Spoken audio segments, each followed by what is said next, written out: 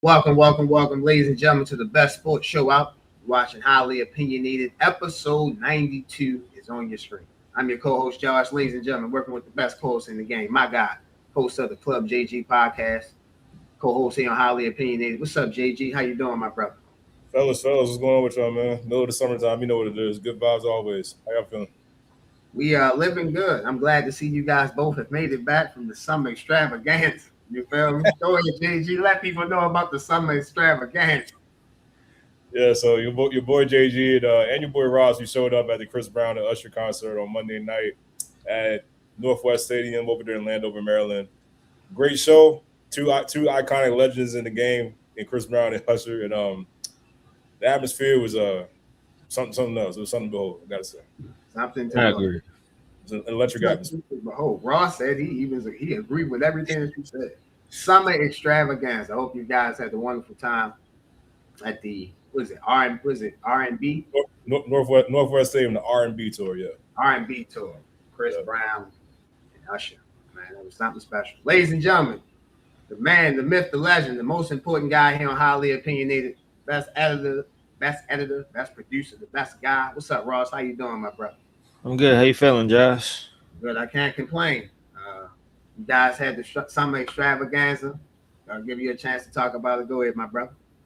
Um, no, I just second everything JG said. It was definitely a definitely special moment to be there. So yeah, it was great. That's all Yeah, I gotta say. I'm sure you and JG have different terms of what special moments. Well, me knowing the both of you guys and knowing you guys as well as I know you guys. So, ladies and gentlemen, we want to thank you guys for tuning in to last week's show, episode 91. We want to thank Coach Tyler White from Towson. Towson got themselves a win, and Coach White look forward to seeing him progress this season in year 2 at Towson. So, if you haven't checked out episode 91, go back to our YouTube page and check out episode 91. Speaking of our YouTube page, Ross, let them know where they could subscribe, like, follow us, where they can catch up on Highly Opinionated. Yes, sir. Y'all can follow us on Instagram at highly opinionated __. Follow us on TikTok at highly opinionated _SS. Follow us on Twitter or X at highly O_SS. And of course, y'all already on YouTube, so make sure you like, subscribe, and leave a comment. I do just want to say, even though this is our last episode, I'm sure you'll announce for now until next season. We still will be keeping the YouTube and the Instagram and all that updated. So make sure you still subscribe and like and comment. There'll definitely be. I probably won't be, but Josh and JG and Tim will pop up in the comments. Absolutely. We comment back. So we appreciate you guys commenting, taking time out your day to check out Highly Opinionated means the world to us. As Ross just illuminated, this is episode 92. It'll be our last episode before we go on vacation. We will be back the 3rd week of August, around August 24th, 25th-ish. Set on that. So we look forward to this well-earned vacation that we all deserve. So stay tuned. Our Instagram, TikTok, Twitter, YouTube page will obviously have stuff updated while we're gone on vacation. So definitely, even though we're not doing a live show, we're doing a show for you guys to watch, weekly. We still have stuff on that to keep up with. So we appreciate you guys. You guys mean the world to us. Again, Highly Opinionated is nothing without you guys. You guys to support. You guys to writing comments, everything. So we greatly appreciate it. JG, ready to get episode 92 started, my brother. Let's roll, bro. Let's roll, man. I thought no bit this week. I thought this was the perfect week for it. That was really good. I watched that. I just keep laughing.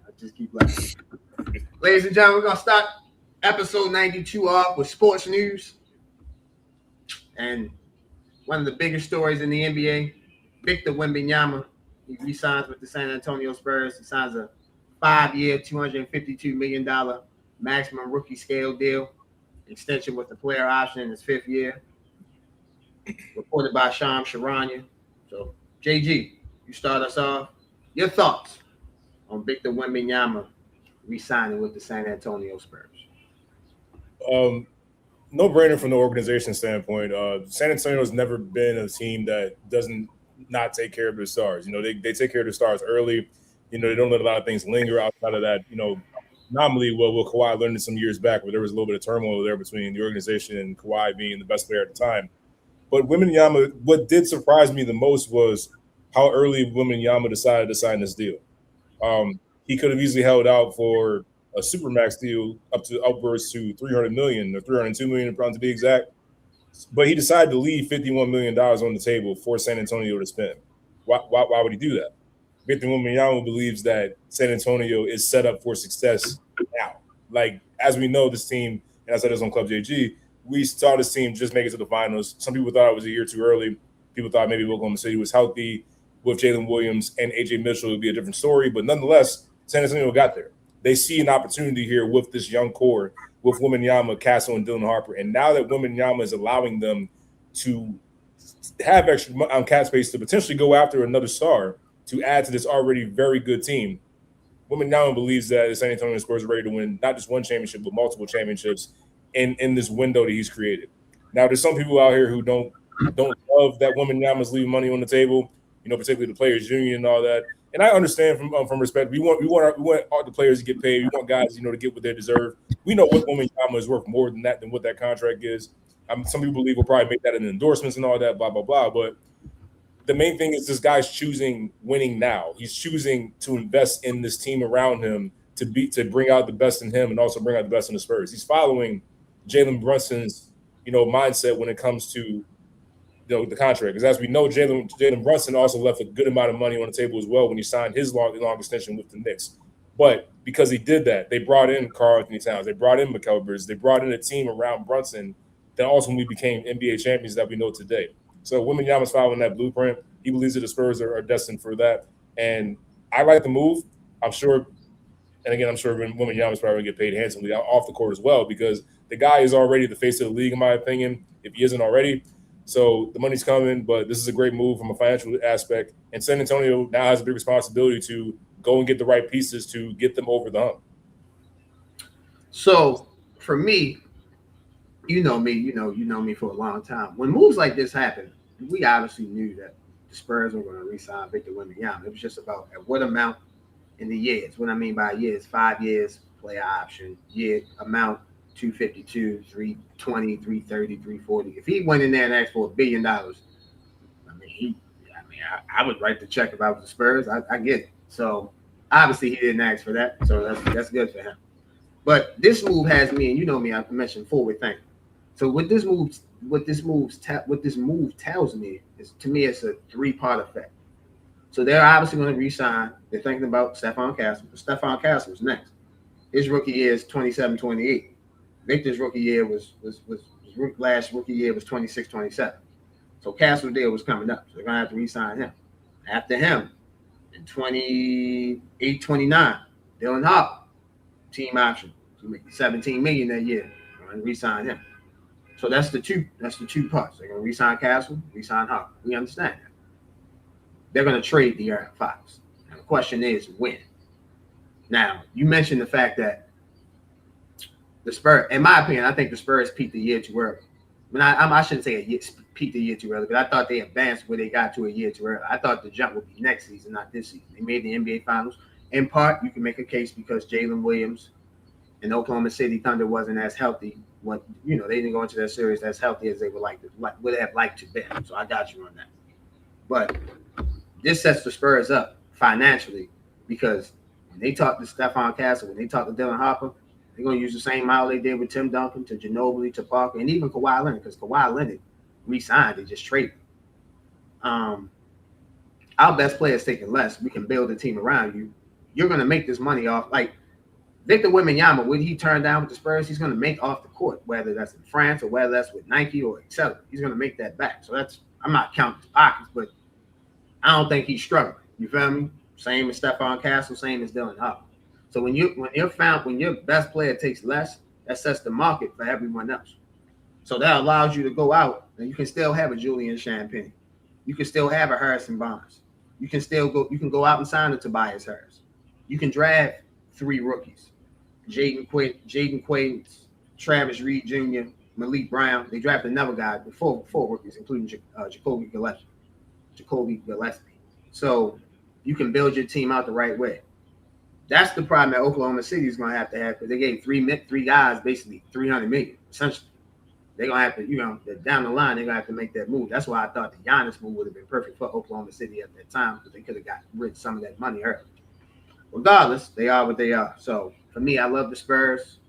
I love that Victor Wembanyama re-signed with the Spurs, and I love the fact that now foundation has been set. And I know people don't like players taking less money, but in today's NBA, with a hard – because most people don't think about it like this. The first apron and second apron, John, it's a hard cap. That's all it is. So at the end of the day, you have to maximize the value you have on your team. The only way you can maximize the value on your team is two ways. Hitting in the draft, or three ways. Hitting in the draft, hitting in free agency, and if you're an organization, hitting on signings. You have to hit on signings year-wise and financial-wise. And I think the Spurs, we've seen the Spurs, the Thunder, such be two organizations that, obviously that can do that. Agreed. Now, I did mention that the Spurs signed Tobias Harris. That was their biggest offseason move. They drafted 4 rookies. Going into next season, I know we have a small sample size of the NBA offseason. So far, we still have major free agents. LeBron James hasn't signed, DeMar DeRozan, etc. Jalen Duren, James Harden. So, you still think the Spurs are top 2 in the West? Yeah, I do. I think the last I checked, they're tied with Oklahoma City as favorites to get back to the finals, and I think that's just about right. I think the Spurs are, especially with the pending moves yet to come, keeping this core together, having that now experience of going to the Western Conference against the NBA Finals and losing the way they did, I think bodes well for this young team. I think they're set up for deep playoff run success. Do I think they'll necessarily get right back to the finals right away? I'm not going to say that. I'm never going to jump the gun with people saying, well, they're just going to get back right away. We can't assume that. We talk about the great young teams that we've seen over the years. KD, James Harden, Russ on the same team with Oklahoma City. Young team just going down to a much more experienced, stronger team. And LeBron James, D Wade, and Bosh with the Heat. We thought Oklahoma City would be right back. Well, they never did get back. Here came Steph Curry and the Warriors. Here came the Clippers. Here came other teams in the Western Conference that were on the rise. So we just can't assume that right away. I agree 1,000%. I hope the Spurs are more like the Heat that lost the first year with LeBron, D Wade, and Chris Bosh and got back. Then more like the 1995 Orlando Magic. Sniffed the NBA Finals as a young team and never got back. So hopefully, as a Spurs fan, Spurs can get that after you got to get right. JG, let's move on to our second topic. Major League Baseball All-Star festivities / second half of the MLB season. The Home Run Derby was Monday night. Jordan Walker from the St. Louis Cardinals, he defeated Kyle Schwarber of the Philadelphia Phillies. Ironic, the All-Star game was in Philadelphia, so I'm sure he got booed because they wanted Kyle Schwarber to win. But Jordan Walker won the Home Run Derby 12-11 in the final round. On Tuesday night, the American League defeated the National League 4-0. Cody Bellinger won the All-Star Game MVP. He hit a 2-out, 2-run single, followed by Ben Rice. He hit a RBI single. It's the first time since 1962 that 2 Yankees had an RBI in an All-Star game. So it's been a long time since 2 Yankees battling and running an All-Star game. They did it in 2026, where the American League defeated the National League 4 games to nothing. They defeated the National League 4-0. So, JG, we're on to the second half of the Major League Baseball season. Just your thoughts on what we've seen so far in the first half. What do you think the second half of the baseball MLB season will show us as fans? We saw teams like the Atlanta Braves get off to a really hot start in the beginning of the season. They've since kind of fallen back down to earth. They're currently sitting third in the NL overall. Tampa Bay has continued to rise. I wasn't really sold on Tampa Bay. You called it early. I wasn't really sold on Tampa Bay because I've seen this act before with them. I've seen them get out the hot starts, but then they end up, nosediving. But that hasn't been the case so far. We still have a whole half of the season to go. But they are currently first in the AL, ahead of the Yankees, ahead of the Chicago White Sox, who surprisingly are in the hunt. I mean, Chicago. Take a moment for the Chicago White Sox because this is a team that I think not even 2 years ago lost well over 100 games. Absolutely. So Chicago actually has something to cheer for. Not just the Cubs, the Chicago White Sox are in it. So White Sox 50-45. tied for first in the AL Central. Who would have thought? Honestly, who would have thought? So Chicago's got a lot to be excited about. Really on both ends, whether you're a White Sox fan or Chicago Cubs fan. But in the NL, my Dodgers are sitting at number one right now. But I am not. I am not sitting comfortably. I know that there are some teams out there in the National League that can very well knock off the Dodgers.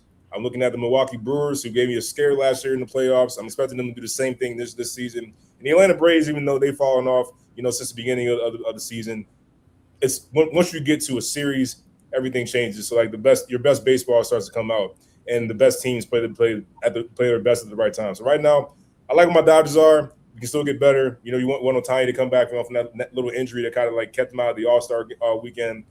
And I still like my Dodgers to go back to the World Series, but it's not going to be as easy as people think. They're not going to steamroll like people believe that they will. I agree with that 1,000%, especially when the NL playoffs start.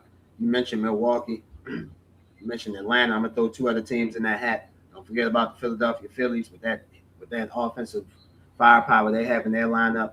And you mentioned the Chicago Cubs. They're 54-42, 5 games back in the NL Central behind the aforementioned Milwaukee Brewers. So now the Dodgers, they've already won the NL West. They are 11.5 games ahead of the next best team, the second best team. That'd be the Arizona Diamondbacks at 49-47.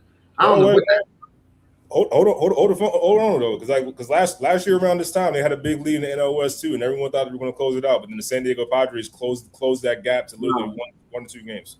That's what I was going to mention. The Padres are 48-48. They're 12 games, so basically a game behind Arizona. So they're fighting for a wild card season and trying to move up. I don't know what the hell is going on with the Padres. They've definitely been, to me, the biggest disappointment. One of the biggest disappointments this season in baseball.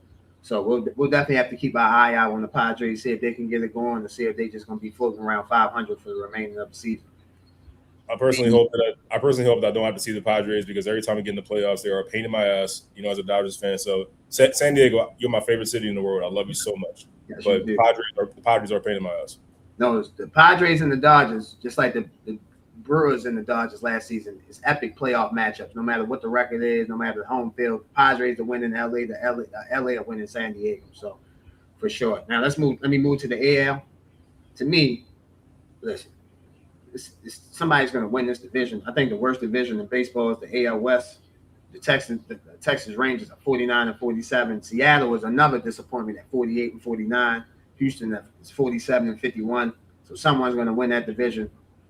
AL Central, you got 2 teams tied, 50-45, 51-46 with Chicago and Cleveland, respectively. And moving to the AL East, I told you, this Tampa Bay year to win the East.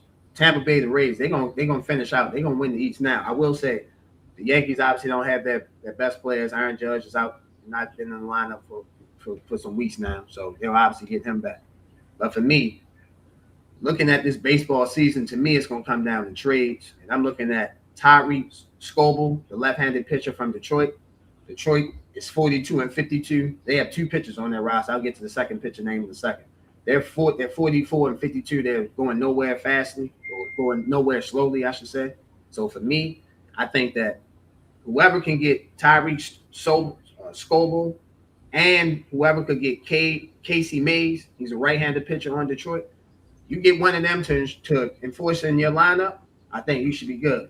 Some hitters that I'm looking at might get traded. Joe Ryan from Minnesota. Minnesota's 48-49, so fighting around 500. I think he's available. He can help a team. Wong Hung Lee, outfield in San Francisco, veteran experience. He can come in and help a team, be a batter in the lineup. Spell someone in the lineup. Come get a hit, maybe hit a home run in a key moment. Get a double, a triple, a single, anything that can help. And then Luis Arraeza, second baseman from San Francisco, another hitter that can come in and can help a lineup, steal a base, got some power, got some speed as well. So for me, I'm looking at those 5 names that I mentioned. I think they can definitely help teams as the teams that you mentioned, the Dodgers in the NL, Atlanta, Milwaukee. I mentioned Philly, I mentioned Chicago, and in the AL, you got Chicago, you got Tampa Bay, the Yankees, the Boston Red Sox got on the late, surge to the All-Star game. I think they won 9 out of 10, 10 out of 11, something like that. So Boston, 9 out of 10. They won their last 9 games. So should be fun times as we head into the deep summer in the MLB. JG, let's move on to our third topic, the NFL Top 100 Players Ranking. You know, each year the NFL players do a Top 100 where they rank NFL players throughout the season. As you guys can see on the screen, the NFL players start from 100 and they work their way up from 100 to number 1. So this is 100 to 91. You see notable names in there: Bryce Young, Quentin Nelson, Elise Shakir, I'm pronouncing his name, Carson Swanger, the linebacker. So we'll move on to the next one. From 90 to 81, notable names. You have Tyrell McMillan, wide receiver from Carolina, rookie. Shout out to him for making it. Brock Purdy at number 85, Jeffrey Simmons at number 83, Jalen Ramsey at number 82, free agent linebacker Bobby Wagner, number 81, who I think will probably go back to the Washington Commanders. You guys see 80 to 71. JJ, I'll give you a chance to talk about your boy number 71, Zay Flowers, real quick. Yeah, Zay Flowers was not ranked last year in the top 100. He's continued to get better. He's been, as far as drafting a receiver, the Ravens' best draftee at receiver, really in the history's the best in the history's franchise, who hasn't really had a rich history of drafting good receivers who pan out. So Zay Flowers has been really good. He's getting better each and every year. There's a good chance that he'll be with the Ravens long term. You know, just on talks that we've had. I believe the Ravens picked up his 5th-year option. So future's bright for Zay Flowers. He's Lamar Jackson's number 1 receiver. So we're expecting another solid season for Zay Flowers, and I think he's going to continue to get better and rise in that rank. Absolutely. Yeah, you guys see 80 through 71, AJ Brown at 80. My guy Baker Mayfield 77, JC Horn 76, Josh Jacobs 74. Aforementioned Zay Flowers at 71. Jordan Love came in at 72. Now we're through 70 to 65. You see Xavier McKinney at number 69. You see Lamar Jackson, quarterback from the Baltimore Ravens, at number 68. Cortland Sutton, number 67. Jordan Brooks, number 66. Drake London, number 65, Roquan Smith. So at number 69, the players rank Lamar Jackson. JG, the floor is yours. I know you're a big Lamar Jackson fan. You stand by Lamar when you feel like the time is right. Do you think this rating was correct? Obviously, he had an injury impact season. He wasn't going to be the second-rated player because he was second last season. He goes from second to 69, so dropped 67 spots.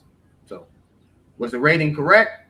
So basically, too high, too low, just right. You know, man, every year we go through this with Lamar Jackson, and it's grown so tiresome. It's grown so it's good television. Let's trash Lamar Jackson. It's good television, good ratings for us. That's what ESPN, what Fox Sports 1, all these jokers who are on TV who hadn't even played past JV high school. I'm talking about you, Nick Wright, and all these other people who never played football past freaking high school or whatever, talking about how terrible of a quarterback he is. Colin Cowherd, flipping back and forth, Mr. Flipperachi. I'm on one side one year, I'm on this side the next year, saying things like Lamar Jackson's falling off a cliff. You should put Caleb Williams above Lamar Jackson. He's so much better than him now. He can't be trusted, all this stuff. So let's backtrack here.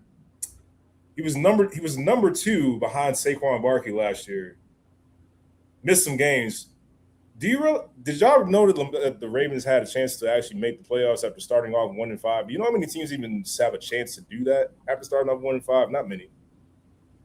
The guy was injured. People want to say because he holds on the ball too long. He takes too many sacks. Well, the offensive line being a turnstile probably didn't help at all. There's a reason why the entire offensive line has basically been revamped and changed because it was that terrible. But we don't really want to talk about that when it comes to Lamar Jackson because the rules are different for him. It's always going to be different for him until he wins a championship. Let's just call it what it is. Until he wins a championship, we are going to go through the same BS every single summer about how terrible a player he is, how he can't be relied on. When he gets injured, it's fake news, like he's holding out for a new contract, doesn't really care about the Ravens. This is stuff that's always said whenever he loses a game, did the Ravens make a mistake investing in Lamar Jackson? Does he really want to be there? This is the stuff that literally is said on live TV through the airwaves every single season. So the fact that he's dropped this much actually isn't really a surprise to me. Do I agree with it? Absolutely not. It's utterly ridiculous. Tell me with a straight face 68 players who are better than Lamar Jackson. Tell me with a straight face.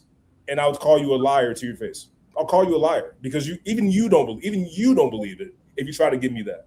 The people that are talking all this crap on TV, they halfway don't believe it. I honestly think there's somebody out here where it's like, what's a good way to get ratings right now with no NBA season, no NFL? We just got soccer and baseball. What's a good way to get ratings, to get people hyped up for the NFL? Let's trash Lamar Jackson. Let's talk about how terrible of a quarterback he is. Let's talk about how he never really was a quarterback. He's just a great athlete who plays quarterback. He's a great runner with the football at the quarterback position, but he's not really quarterbacky enough. All this crap that we hear every single year, it's so tiresome. It's a moving goalposts. And the only way it's going to stop is if he wins a championship. Is it fair? No, because guess who also hasn't won a championship? Joe Burrow, who everyone thinks is so much better than Lamar Jackson. He ain't won a championship. We're living off 5 years ago when he had that one Super Bowl run where he lost to the Rams. We're just living off of that at this point. 5 years later, we're still living off of it. Oh, by the way, that's another guy that has injury concerns. We can't seem to stay on the field really. People want to talk about how Lamar's style of play, he can't stay on the field. Did you guys know that Joe Burrow has missed 23 games in his career and Lamar Jackson's missed 14? By the way, Lamar Jackson played 2 more seasons than Joe Burrow. People forget about that. We just conveniently forget about these kind of things because we want to bash Lamar Jackson any chance we get because he doesn't look the part when we talk about quarterback. Let's be honest. He don't look the part. Joe Burrow, he looked the part. Wait, Joe Burrow takes off his helmet, waves his hair around and everything like that's a quarterback. That's a leader right there. Josh Allen, same thing. Flip his hair back. Trevor Lawrence, same thing with the hair. Let's flip our hair back. You know what I'm saying? Let's get it going, guys. Let's get it going. Yeah. That's what the quarterback look like. Demar Jackson take his helmet off. It's braids. It's the accent. He sound like he from Baltimore. let's be honest. So look, we want to go there. It's not always about race. I'm not making it about race, honestly. But you know what? That is a factor.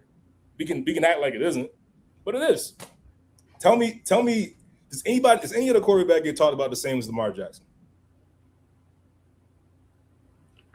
I would say he's not on the level. I would say, in my opinion, he's not on the level. I'm sure. No, I'm not talking about level. I'm saying like the criticism when he loses. Jalen. Does anybody else see this other than Lamar? Jalen Hurts.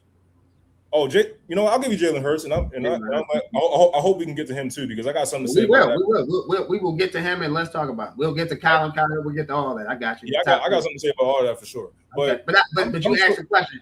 I would say Jalen Hurts because I think, in my opinion, not individually because MVP people look at MVPs probably more as MVP is a more individual award than a Super Bowl championship. That's a team championship. But for what you can make, some can argue Jalen Hurts has been more can say he's more accomplished than Lamar. He 100%. Went to 2 Super Bowls. He won 1. So, and the way they talk about Jalen Hurts, like I saw a topic on TV. Whose job is on the line, Jalen Hurts or Lamar Jackson? And I'm very happy you. I'm like, ladies and gentlemen, listen. I will keep mentioning this. This is why this is the vacation episode. The more you're on TV and you try to talk about something that's not there, the more stupid stuff you're going to say. Like what are we doing? Yeah, like what are we doing here? Like what are we doing, bro? That should never be a topic. And listen, I'm not even and I'll say this for the next. Let's talk. I'm not even the biggest Jalen Hurts guy. Like, Tim thought he was the second best quarterback. I thought that was extremely too high. But for some people not to have him in the top 10, to me, that's absurd. Sports is sports you play to win. Everything in life you do to win. You want to be the best at. If you're a regular, I don't say regular worker. If you're how can I say this? If you have an entry level position, you want the next highest position. To get to the highest position, to get to the highest of the highest position. That's life. Who doesn't want to be the best of the best? Whether you play sports or whether you work at an office building, office board meeting, or office setting, etc. My point is, we do this to win. Jalen Hurts is one. So to answer your question, I would mention Jalen Hurts. But to piggyback off what you said about Lamar, 69. I don't think there's 67 players, 68, however you want to look at it. Lamar Jackson. Just ranking players, just ranking off abilities, he's obviously in the top 10. Now, he obviously should have dropped because he had an injury-plagued season. He had 21 touchdowns, passing, 7 interceptions. He was sacked 36 times. He had a rating of 103.8. He had a QBR of 62.7.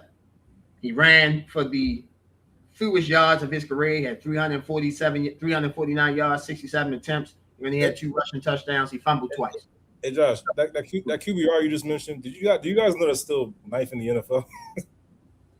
But to me, okay, let me say this. I think down year. I think some of Lamar's success can actually backfire against him because I think some of what you're saying is true, like the the harsh, unfair criticism. I'll give you that. But for me, I think some of it, in just football people watching the game, like you're judging him against what he used to be. So obviously, at some point, he's not going to be what he used to be. So to me, that's okay. And what he used to be was he didn't throw as much. He ran a lot. So no. I'm not talking about his throwing. I'm not talking about rushing. I'm talking about the totality of when he played. Like, let's go back. His first year starting in the league, like first year starting. I'm not talking about, his second year starting in the league. He had 36 touchdowns and 6 interceptions. Like he started 16 games. So he played 15 games in 2019. So he had 3,127 yards, 36 touchdowns, 6 interceptions. So it's not like he couldn't throw. He might, like you said, it might not have been pretty to the eyesight, but he still could throw the ball. My point is that I think some of this is we're judging him up what he used to be. And obviously players fall off of what they used to be. Not, I'm going to say fall off, but they're not what they used to be. That's fine. My point is, he just got injured. Like, how is that? How is that falling off? I don't understand this. Like, Joe Burrow has gotten injured. Nobody has said a word about falling off. Well, that's not true. I saw Tim Hasselbeck of ESPN come out and say he didn't think Joe Burrow should be in the top 5 because of durability. One guy. Well, but this is the thing, though. This is the thing. Like, to me, you can't have it both ways. You can't say that he's not being criticized and then someone criticized him. Listen, is it to the mass of what Lamar Jackson is criticized? Obviously, you can make a case it's not. I'll give you that. But if someone criticizes him, yeah, that's a fair criticism. I think if Joe Burrow is ranked higher on this list than Lamar Jackson, then all right, yeah, I think we can have a true live discussion. But for me, I don't think he should have been 69, but I understand the drop. That's what I'm saying. He had an injury play season. I don't want to make this seem like I'm just saying that the guy can't be falling off. For sure, there's a drop off. You miss time in the league, and your team doesn't do as well. There's going to be a precipitous drop off. Like Saquon Barkley's not going to be the number 1 player like he was last season because obviously there was a drop off from production last season. But the way that it's been talked about with Lamar every single season, it's like this guy can't play quarterback. That's how bad it is. Like, he can't be trusted with an organization. Like, it's always, does he want to be here? And we don't. I mean, it was a story about him making it to voluntary offseason workouts. It was a breaking news story. I got you. Meanwhile, Justin Herbert is going off with Madison Beard to Vegas or wherever they were going for a vacation, skipping voluntary workouts. No one said a word about that. And what has Justin Herbert done? What has Justin Herbert done since he's been? So you could put Justin Herbert in that conversation. Trevor Lawrence, you can make that case. He made the playoffs this past season, but I think Trevor Lawrence should be. I know we're going to talk about this top quarterback list. I think Trevor Lawrence should have had way more consideration than a couple of those guys in there. He had a great season. I want to make sure I say that. Absolutely, I got you. For obvious reasons, I got you. We don't want the Trevor Lawrence. I want to make sure I'm fair. I want to make sure I'm fair to Trevor Lawrence, and I want to make sure I'm fair. That's all I want to say. Absolutely, no. Trevor Lawrence had a great season. Sunshine. I love him. I picked Jacksonville 2 seasons ago to win the division. They decided to play good last season. I got you. I like Trevor Lawrence, what I saw from him.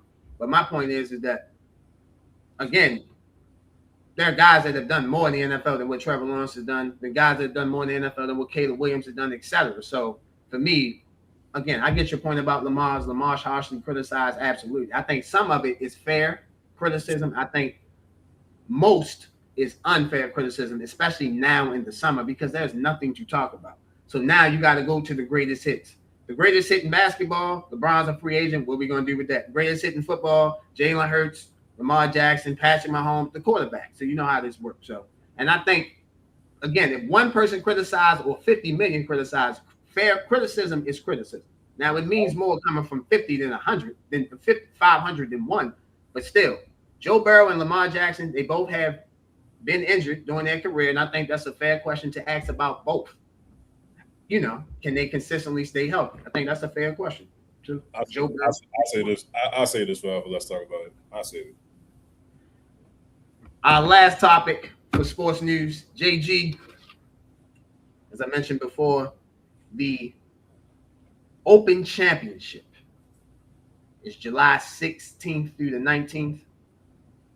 The 154th Open Championship, July 16th through the 19th. It'll be on Peacock and NBC. It'll be played Royal Birkdale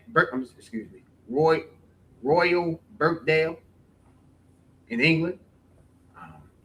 Last year, the 2025 Open Championship winner was Scotty Scheffler. He won by 4 strokes. He defeated Harris English.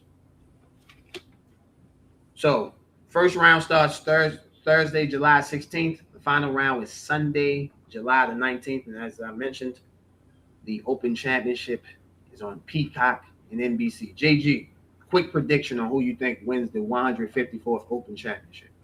Right now, Scotty Scheffler, as you said, is the defending champion. He's going to be the favorite entering this week. He's followed behind Rory McIlroy, who just won the Masters, Matt Fitzpatrick, and Tommy Fleetwood. British native, if I'm not mistaken, right? But yes. Right now, I like Rory McIlroy to keep the momentum going. I think his momentum will continue from the Masters, and I think he's going to have a strong outing. I think he'll have a chance to win it. So I'm going to roll with Rory. Ladies and gentlemen, we don't go over picks before the show. I concur with everything that you said. I'm actually going to take Rory McIlroy. I think the confidence of winning the Masters, him doing that for the second time now. So him doing that, I think this is one of the majors that he usually struggles in. I think it's time for him to go over to the Open Championship in England, find a way to bring home the jug, as they say, the championship trophy. So we both like Rory McIlroy to win the 154 Open Championship. Ladies and gentlemen, we're going to take a quick break. You're watching Highly Opinionated. We will be right back. Ladies and gentlemen, this episode of Highly Opinionated is brought to you by Edibly Airy. Enjoy the heightened experience of THC edibles in a whole new way. At Edibly Airy, our freeze-dry edibles available in 100 milligram, 200 milligram, 300 milligram, 400 milligram will give you the buzz you crave with a flavor you won't forget. Available in 3 different flavors: watermelon sunset, tropical fruit, and berry. To place orders, please visit the website at ediblyairy.com. While you're there at ediblyairy.com, use a promotion code. You guys see the promotion code on the screen. $ Highly Airy, $. Again, $ Highly Airy, $ for 20% off your first purchase. Follow us on IG at Edibly Airy for new product releases and monthly hookups. Must be 21 and over to purchase. Edibly Airy, the best freeze-dry edibles out. Go shop. Ladies and gentlemen, welcome back to Highly Opinionated. JG, it's that time, the best segment in sports. This week's edition of Let's Talk About It. JG, as we mentioned in sports news, the first segment is talking season. You got to get clicks. You got to get lists out. Got to get people conversating on what you think about what's going to happen in the football season, what we saw last NFL season, to what we think will happen in the 2026 NFL season. So I want to do 2 lists. Get your first reaction to the great Colin Cowherd from FS1. Here are his top 10 quarterbacks in the NFL. See Josh Allen at number 1, Patrick Mahomes at number 2, Caleb Williams at number 3, Matthew Stafford at number 4, Justin Herbert at number 5, Joe Burrow at number 6, Sam Darnold, Super Bowl champion, at number 7, Jared Goff at number 8, Jordan Love at number 9, Drake May at number 10. So John wouldn't even let me go through the list. Like, Jesus Christ. So ladies and gentlemen, one more time. You put that list up there, Ross. Let's look at that beautiful list. Look at the guy. He even got his face by the list. Look at him with the microphone. The great Colin Cowherd, Josh Allen, Patrick Mahomes, Caleb Williams, Matthew Stafford, Justin Herbert, Joe Burrow, Sam Darnold, Jared Goff, Jordan Love, and Drake May. JG, the floor is yours, brother. Floor is yours, brother. I'm just going to sit here. Let you go, bro. Let you go. Let you go to work. Oh, my God. First of all, I think you saying great Colin Cowherd is a little bit of a loose term right now, because you got to be effing kidding me with this list. You got to be really effing kidding me. Like I'm refraining from cursing right now. That's how hard it is right now for me looking at this list. You got Caleb Williams as a top 5 quarterback who just won his first playoff game. Yeah, he's gotten better, but top 5 quarterback in the league? And my God, Justin Herbert, man. Like, I want somebody to care about me and love me like these guys love Justin Herbert. I mean, this guy can do no wrong. No wrong. I don't know if you guys just watched the playoff game he just had against the New England Patriots. That don't let no top 5 quarterback to me. I'm sorry. No, that playoff game, all right. I'm making a joke, but I gave him a pass because he didn't have his left tackle and his right tackle. Like, they were high draft picks. I know people don't want to hear that, but I'm just being real. And I have been a critic. No, I've been a critic of Justin Herbert, but I have to be real. You're not going to win if you don't have your No. I'm not giving him a pass. Lamar Jackson doesn't get those passes. Josh Allen does not get those passes. No, they don't. They don't, dude. They're not going to get it. If they lose, Justin Herbert is not Josh Allen or Lamar Jackson. Justin Herbert is Justin Herbert. According to Colin Cowherd, he is. Oh, yeah, that's Colin Cowherd. I got you. Obviously we're reacting to the list. I got you, but I'm just saying, like, according to a lot of these guys, Justin Herbert's up there. I totally understand. I don't think Justin Herbert's where they have him at 5. Yeah, 5. So I don't think Justin Herbert's the 5th best quarterback in the league. But I can understand why people have him in the top 10. I can understand that. Whew. Yeah, man. But he's just. I'm sorry. I'll be respectful. I don't agree with the list at all. I think it's just very much not accurate. Caleb Williams, I think, is at number 10. I can give you that. I think he has ascended to potentially being a top 10 quarterback this season. Potentially. I don't know. I'm even on the fringe to put him at number 10. Jared Goff, I don't know why he's on this list. You can take Jared Goff right on out of here. You want to put him in top 15, that's cool with me. Whatever. Detroit didn't make the playoffs this past season. Jared Goff didn't look spectacular this year. Didn't look spectacular in the playoffs last year against Jaden Daniels and the Commanders. So Jared Goff is a steady quarterback. Yeah, he's good.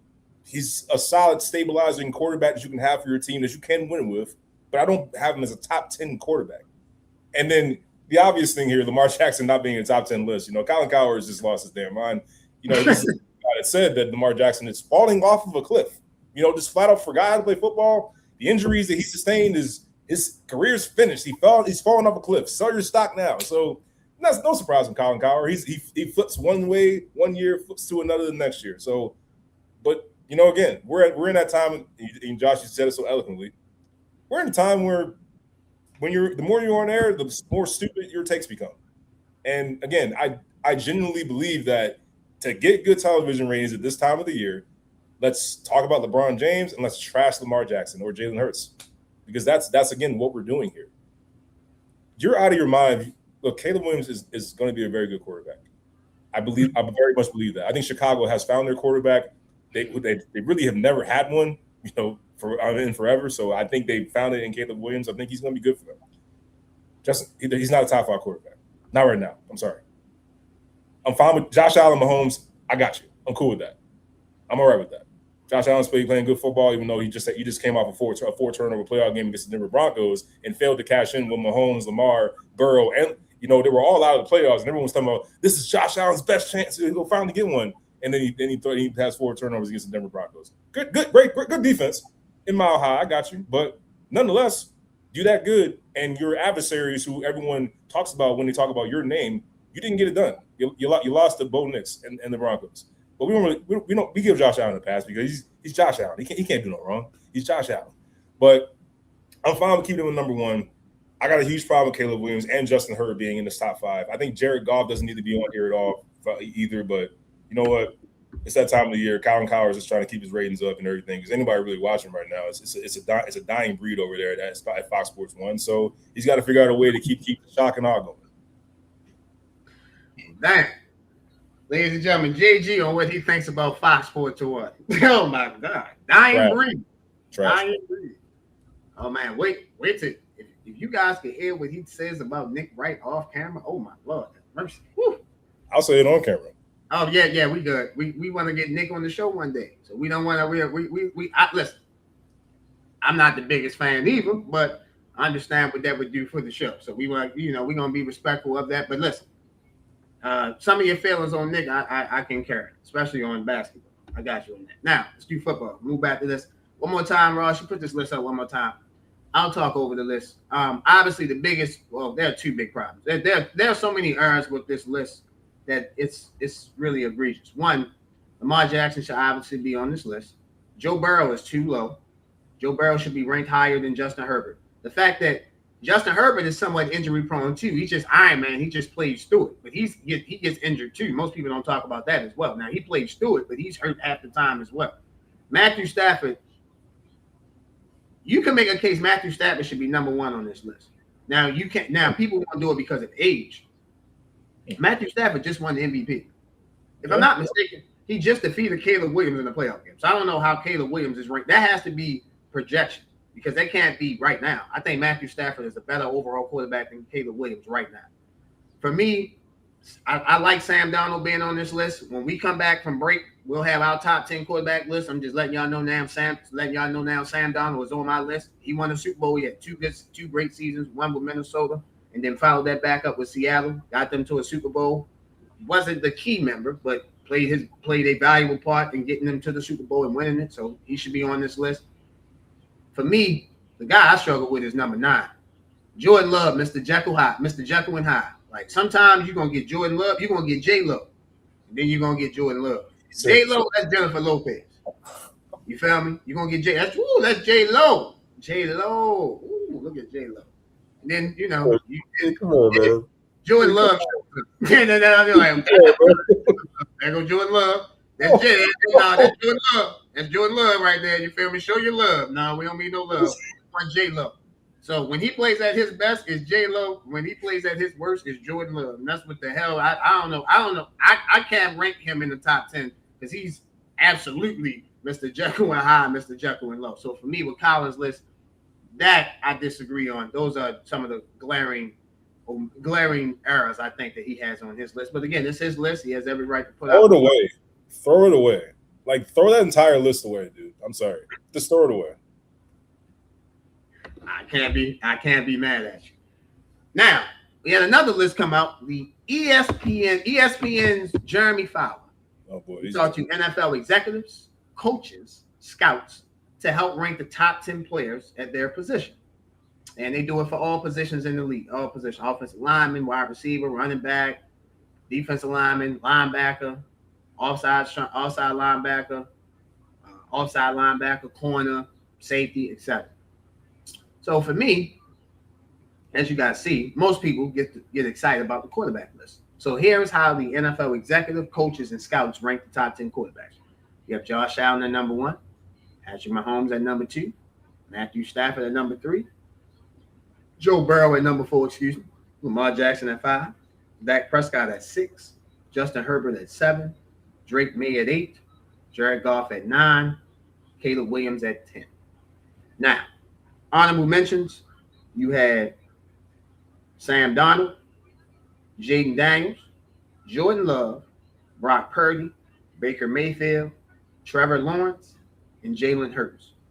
And other quarterbacks who earned votes doing this, Bo Nix, Daniel Jones, and C.J. Stroud. So, JG, I'll start us off with this. Who got votes at the end? Bo Nix received votes. Daniel Jones received votes, and C.J. Stroud received votes. Okay. Out of those three, quickly, because I'll get to my point. I shouldn't say quickly, but out of those 3 names, which one you disagree with? You don't think Bo Nix deserves some votes? You don't think Daniel Jones deserves some votes, or CJ? I'm fine. Bo Nix, I'm fine with, I guess, but CJ Stroud had a terrible season. Yeah, I get you that. I don't know how you can have any kind of top 10 votes for CJ Stroud to the season I just saw. And Daniel Jones, okay, he played better. No, don't do that. That was my comeback play of the year. He played better. Okay, cool. The coach was number 1 in the conference, and then the man tore his Achilles. I get it, but I just can't shake off what I saw in that Pittsburgh Steelers game. Like that's one game. You can't define somebody off one game. It was glaring, man. The first time that Jonathan Taylor gets shut down, Daniel Jones has 5 turnovers, 4. Okay. Well, listen. Sorry. I'll just say this. Not making no predictions. You'll see Daniel Jones up close and personal in a couple weeks from now. So you'll see how good he looks and how bad he looks. So I will just leave it at that. The Ravens play the Colts week 1 in the NFL season. Looking forward to the NFL return. Oh, yeah, so, me too. Ross, you put this list back up one more time. Well, I'd say one more time, but probably put it up a couple more times. So there's the list. Let me start off with my biggest gripe with this list, and I was saving it because I didn't want to spill it over from what we talked about with Colin Cowherd's list. I picked Caleb Williams. I picked the Bears after they beat the Commanders to make I shouldn't say picked because this was during the season. I thought when the Bears played the Commanders on Monday Night Football, it was 25-24, they won. It reminded me of the game 2 years ago with the Hail Mary with Washington won that game. It was a 425 CBS game with Jim Nantz and Tony Romo, Tracy Wilson. And that propelled the Washington Commanders to get to the NFC Championship game. Now, the Bears didn't get to the NFC Championship game. They lost to the LA Rams in the NFC Divisional round. I like Caleb Williams. There is no way NFL executive coaches and scouts can put a list together of the top 10 quarterbacks. Jalen Hurts should be at bare minimum. You can make a case. Jalen Hurts, bare minimum, you can make a case should be 7. Jalen Hurts should be on this list. Caleb Williams should not be on this list. It's very, very simple. Jared Goff, you can talk about whatever you want. He made a Super Bowl. I get it was with Sean McVay. Detroit made the NFC Championship game in this second season, I think, playing with them. So listen, everybody's not gonna win the Super Bowl. I get it. Just because you don't win the championship, it's a failed season. I get that. It's not a successful season. For Detroit to make the NFC Championship game and they had no success in over 30 years, to me, that's a successful season. I get they didn't win the championship, but what he did in Detroit, he should make the list. Drake May, okay, we saw him in the Super Bowl, fine. Now, again, Justin Herbert, I've been critical of him. To me, you've never heard me say this.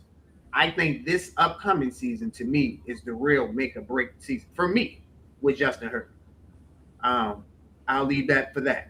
I won't go too much into that, but I think this upcoming season, he has pretty much what you need, maybe outside of a true number one receiver, like a true big, tall number one receiver, because he doesn't have like a DK Metcalf, AJ Brown like. But he has Laird McConkey. But he also has an offensive coordinator who I think is the best offensive coordinator he's had probably since he's been in college.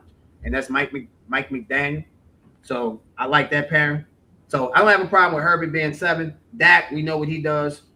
I know you, Lamar, Burrow. To me, that's one spot. I'm not going to argue about one spot. To me, I'm on record. I think Joe Burrow is a better quarterback than Lamar Jackson. I'm on record saying that. So I have no problem with the executives doing that. Again, Stafford, you can make a case. So for me, right, Stafford is at 3. What tells me is that they think that Stafford's a little bit more durable than Joe Burrow and a little bit more durable than Lamar Jackson, even at his advanced age. Now, he does get hurt, but he's not missing time like how Joe is and how Lamar did last season. So, again, looking at the top 10, I don't really have a problem with the rest of the guys, but for me, Jalen Hurts, if Caleb Wilson is 10, Jalen Hurts should be on this list because Jalen Hurts, we played football. Sports is played to win the game. Again, Jalen Hurts is a winner. He's made the playoffs every year that he started. He's been to 2 Super Bowls. He's been to NFC Championship. He's been to 2 NFC Championship games. So, and he's won 1 Super Bowl. And the Super Bowl in Louisiana, the last one that they won, if I'm not mistaken, he was a Super Bowl MVP. So, if I'm not mistaken, I think it was Jalen Hurts was Super Bowl MVP when they won the Super Bowl. If I'm not mistaken. I'll check that. I'll fact check that. But my point is that Jalen Hurts should be on this list. I don't get the Caleb, and I like Caleb Williams. I think what you said, he could maybe propel into a great season. But for me, Jalen Hurts should be on this list if Caleb Williams is on this list for sure. Jalen Hurts is, other than Lamar Jackson, the most disrespected quarterback in the NFL, and it's gotten irritating. We're looking at these shows, and people are talking about is this a make or break year for Jalen Hurts? Is this a job on the line? Same thing with Lamar. Do we forget that Jalen Hurts just won the Super Bowl like the season before the Seattle Seahawks won? We just forgot about that, right? He won the Super Bowl. He didn't just get there like a Joe Burrow, like who we love to live off of for the past 5 years. Oh, he took his team to the Super. Did he win? No. Jalen Hurts actually won. And you know who he beat? The guy that everyone says is better than everybody, Patrick Mahomes. He outplayed him for the 2nd Super Bowl in a row. This time they actually won it. Yeah, And my bad cutting you up. Jalen Hurts was the game's MVP, counted for 3 touchdowns. I'll play the best quarterback in the game that by everyone's metrics and Patrick Mahomes. He beat that guy in the Super Bowl. But we don't even have him in the top 10 list because every list has their own criteria. Are we talking about what these guys are projected to do in someone's opinion, or are we going off of what have you done for me lately? Because we're going off of what have you done for me lately. I don't know why Joe Burrow's number 4. What have you done for me lately, Joe Burrow? Injury, missed half the season. Nope, let me finish. Missed half the season. Bengals missed the playoffs. Next year, you're actually fully healthy. Missed the playoffs again. Next year, it got injured again. Missed half the season. Bengals missed the playoffs. So what have you done for me lately, Joe Burrow? Oh, but he got his team to the Super Bowl in 2020. That's 5 years ago, bro. It's 5 years. We still living off of that with Joe Burrow when it comes to this list. That's how I look at it. And by the way, Lamar Jackson 7-2 against Joe Burrow. We don't like to bring it up. We don't like bringing up wins and everything against head-to-head quarterback. Head-to-head is not a one-on-one. Head-to-head is not a one-on-one stat to me. It's team versus team. I could do the same thing in basketball. I know a guy that's cool. People like to do that. People like to do that in basketball with Kobe, LeBron, and all them. People don't want to bring up a lot. LeBron had better teams than Kobe Bryant. They don't want to bring that up at all. But regardless, no. But that's my point. Right. That's the point of this. We obviously think Kobe, to me, is better. I think Kobe is better. I don't want to speak for you. Part of the argument is LeBron has a better record than him. Okay, fine. Well, to me, most of the time LeBron played Kobe at better teams for the most part. Lamar Jackson has had better teams than Joe Burrow. He might not have had better better offensive firepower, yes. But Lamar Jackson, for the most part, has had better teams than Joe Burrow. So to me, I'm not going to. Bro, these matches have been shootouts for the most part between those two. Defenses don't even matter. It's been shootouts. These guys. I get that. Let me put it like this: if you look at if you had to pick the top 10 players, top 15 players in the game, majority of the time it would be more Ravens picked than Bengals. You would take, I don't know, let's just say the quarterbacks balance each other out. You would take Chase, right? Chase will probably be the best receiver in the game. The Ravens have the better tight end. They have the better running back. You can make a case in some spots they have better offensive linemen, not in all spots, but they have better offensive linemen. And for sure, they have better defenses. So that's what I'm saying. Like, I'm not going to just make it head-to-head. Like, with Joe Burrow, Lamar Jackson beat him 7-2. I get that. Like, the Ravens beat the Bengals 7 times out of 9 times. I'm not making it as, well, he beat him. I'll give you an example. Last year, Sam Darnold beat Matthew Stafford 2 out of 3 times. Who you think a better quarterback, Sam Darnold or Matthew Stafford? That's my point. I'm not always going to go by the record. Don't always make the case of what it is. Like, that's fair. That's fair. I mean, we lost this game and we compare the quarterbacks all the time. So that's why I feel like a head-to-head record. And look, I can understand you're not even seeing that as a valid stat because it is team versus team. These guys don't play offense and defense, so I understand that. What you're talking about there. But it's highlighted because this is what we do with quarterbacks. And we're talking about quarterbacks right now. So I would like to factor that in, on top of us living off of the 5 years since Burrow made that Super Bowl run. I mean, again, I just want people to love me the same like Joe Burrow and Justin Herbert because these boys cannot do anything wrong. My goodness, they can miss half the season, not do anything in the playoffs, and they still won't be a top 10 quarterback. It don't matter. He ain't got to play next year, bro. He'll be a top 10 quarterback next year. He ain't got to play. But I'm 100% with you on Jalen Hurts. And people want to tell me like, oh, well, it's the same thing happened to Carson Wentz. He was, a starting MVP caliber quarterback, and then he gets replaced. Well, the difference is the backup came in, that being Nick Foles, and he came in and won a Super Bowl. That's a different story. Jalen Hurts won a Super Bowl. He's had his 6 offensive coordinators in his 6 years at starting. He's got a new coach every year. Still finds a way to be a winning quarterback. He hasn't had a losing season, right? I don't remember Jalen Hurts having a losing season. Like, he's just won and had Philly in position to make runs at a championship. And again, he outplayed the best player in the game, like by a lot of people's metrics, and Patrick Mahomes outplayed him and then beat him in the Super Bowl. And we can't even put him in top 10, but we're gonna put Caleb Williams, who just won his first playoff win against the Packers. That was awesome. It was cool to see. Good for Chicago. It's been a long time since they had that kind of excitement. Cool, and we see the physical talent of Caleb Williams. We know that this dude has a chance to be special. We get it. But Jalen Hurts The objective of the game, the objective of sports is to win. Jalen Hurts is elite at winning. Does it look as sexy as a Josh Allen, Lamar, Joe Burrow, Mahomes, whatever you want to say, the best quarterbacks in the league, Stafford? No. The stats are nowhere near what they are. They are pure talent. Jalen Hurts is not up there with those guys. I got you. But he does what's needed to win the football game. I remember vividly when they beat the Kansas City Chiefs in Kansas City. We heard a soundbite from Chris Jones, the Kansas City's like defensive tackle, one of the best players on the team. He said, "Man, you didn't even throw for 100 yards." He said, "Jalen Hurts said we won the effing game." That's Jalen Hurts. I don't give a damn about like what the stats are. We won the game. Yeah, that's what I want my quarterback to do. Go win. But we're going to put a guy that is a puppy still. He's getting better, but he not established yet. He ain't won nothing yet. Jalen Hurts has won the Super Bowl, and we're talking about not even 2 years later is his job on the line this season. That's just it's the garbage that I can't stand. And like this dude has done nothing to warrant that. He's cold-blooded leader. I mean, stoic. His mood doesn't change, win or loss. That's what I want in my leader, and that's what I want in my quarterback. So I don't know why Jalen Hurts continues to get this kind of disrespect, but whatever the criteria of these lists, I think is just real wishy-washy, and I don't get it a lot of times. This one right here is bad. I don't think Jalen Hurts should not be on this top 10. He should be on it.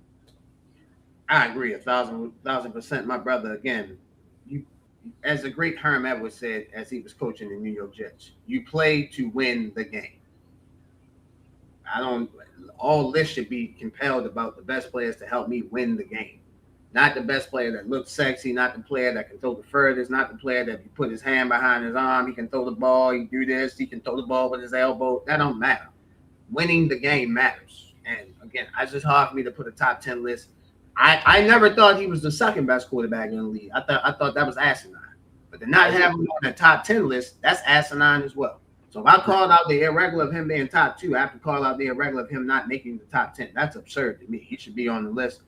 And I don't know what the NFL executive coaches and scouts were thinking. Sometimes you can see how bad organizations are bad organizations. So definitely can see that. Ladies and gentlemen, you're watching Highly Opinionated. We will be right back. Ladies and gentlemen, this episode of Highly Opinionated is sponsored by Wolves of War. In some of the episodes, you can see my co-host and Ross wearing a brand called Wolves of War. Wolves of War is our first sponsor, ladies and gentlemen, and we are so thankful to have those guys sponsoring Highly Opinionated. Thank you very much. The actual meaning of Wolves of War is that it represents having a strong path behind you through the battles of life. With the right people behind you, you can get through anything. You guys see the link for Wolves of War? Make sure you guys click on the link, shop, great apparels, t-shirts, sweatsuits, whatever you want, they have. Once again, Wolves of War. Make sure you guys go shop. Welcome back, ladies and gentlemen, to Highly Opinionated. As you can see, we have a special guest, a man that needs no introduction, but I'm here to do it anyway. A basketball savant, a guy that has played at some of the highest levels, coaching at some of the highest levels now. Ladies and gentlemen, let's give it up for the girls varsity assistant coach at I'm butchering the name. Concordia Prep. Concordia Prep. He's also an assistant coach for Maryland 23 Elite Girls 2030. Ladies and gentlemen, give it up for the one, the only, B. Greene. Welcome to Highly Opinionated.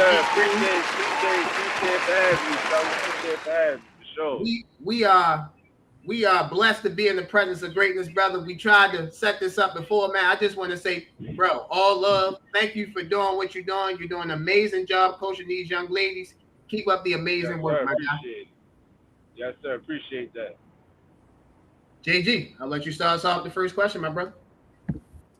All right, Big Grand. So tell me, like, what's the biggest difference, like, in coaching when it comes to guys versus girls? Do you find your coaching style to be a little different in terms of that? What do you think? Oh, man. So I coached boys for the last 2 years at Cowherd High School, which is in the county. And I've been coaching girls for the last 3 months. So I actually coach for Malcom. So MD stands for Malcom Dulany. I coached the Malcom AAU team. Just like I was just talking to somebody earlier about it, like just coaching the girls brings a different excitement out because the girls really want it. The girls really want it. They want to get better. They want to learn. They hungry. I don't gotta worry about if they going to class, if they doing the work. It's like with boys, it's like you gotta be a little extra for them to get it. We shouldn't have to get into it for you to understand that I just want to see you succeed. You feel me? Like it's like with boys, they don't really want to work on their game as much. They worrying about can they dunk. When you need to be worrying about can you dribble with your left hand? Can you make a left hand layup? Do you understand when to make a bounce pass, a chest pass, an overhead pass? Do you know what a fade screen is, a slip screen? You feel me? It's detailed, bro. Attention to detail. It's, with girls, they when I go in the gym with the girls, I feel good being there because I know we gonna work, we gonna get better. Coaching the boys, it was like, man, I don't even like being here today.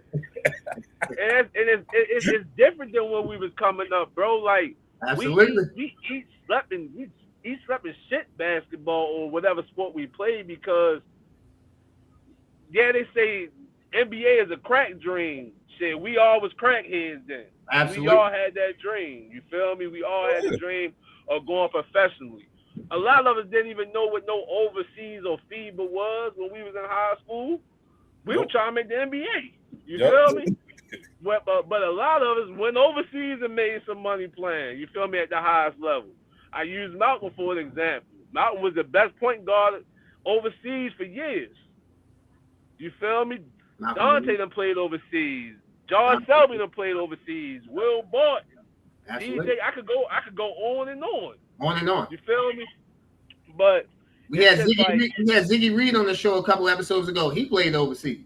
Yeah, Ziggy could play. You feel me? Like we got some ballers in this city, bro, and it's just like these kids today, it's just like it's different, bro. It's not you watch it and you just could tell like, damn, he lacking a lot of fundamentals. He don't know what an inside pivot is. He don't know when he coming around the screen to plant that inside foot. Like a lot of these kids don't study the game, bro. They don't watch it how we watched it. They ain't watching. We used to watch Kobe, T-Mac, Kevin Garnett, Tim Duncan, Baron. Like we used to watch it N1, the street ball, Skip to My Lou, and we watched certain things and imitated it.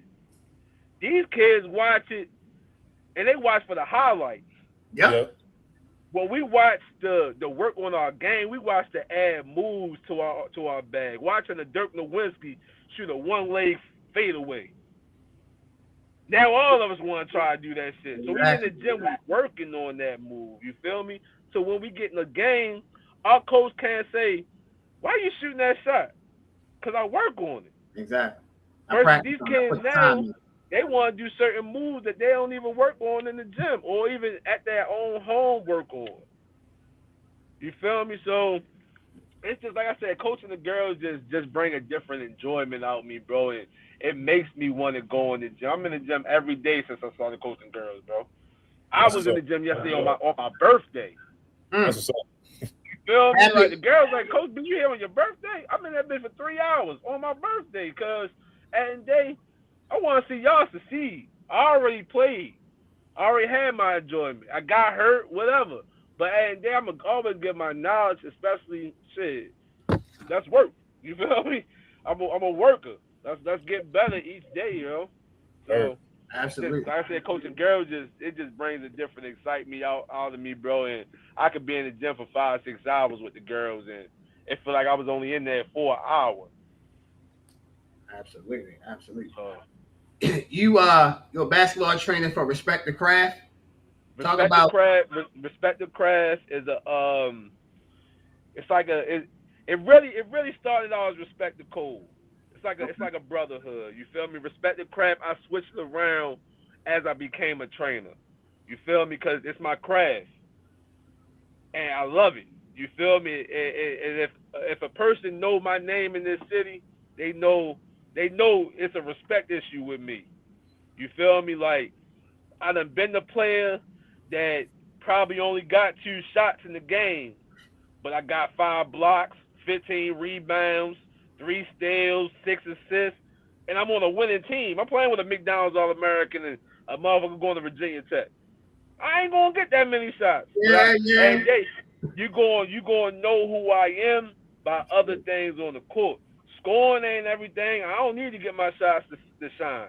I could go out here and be that dog and dog walk shit.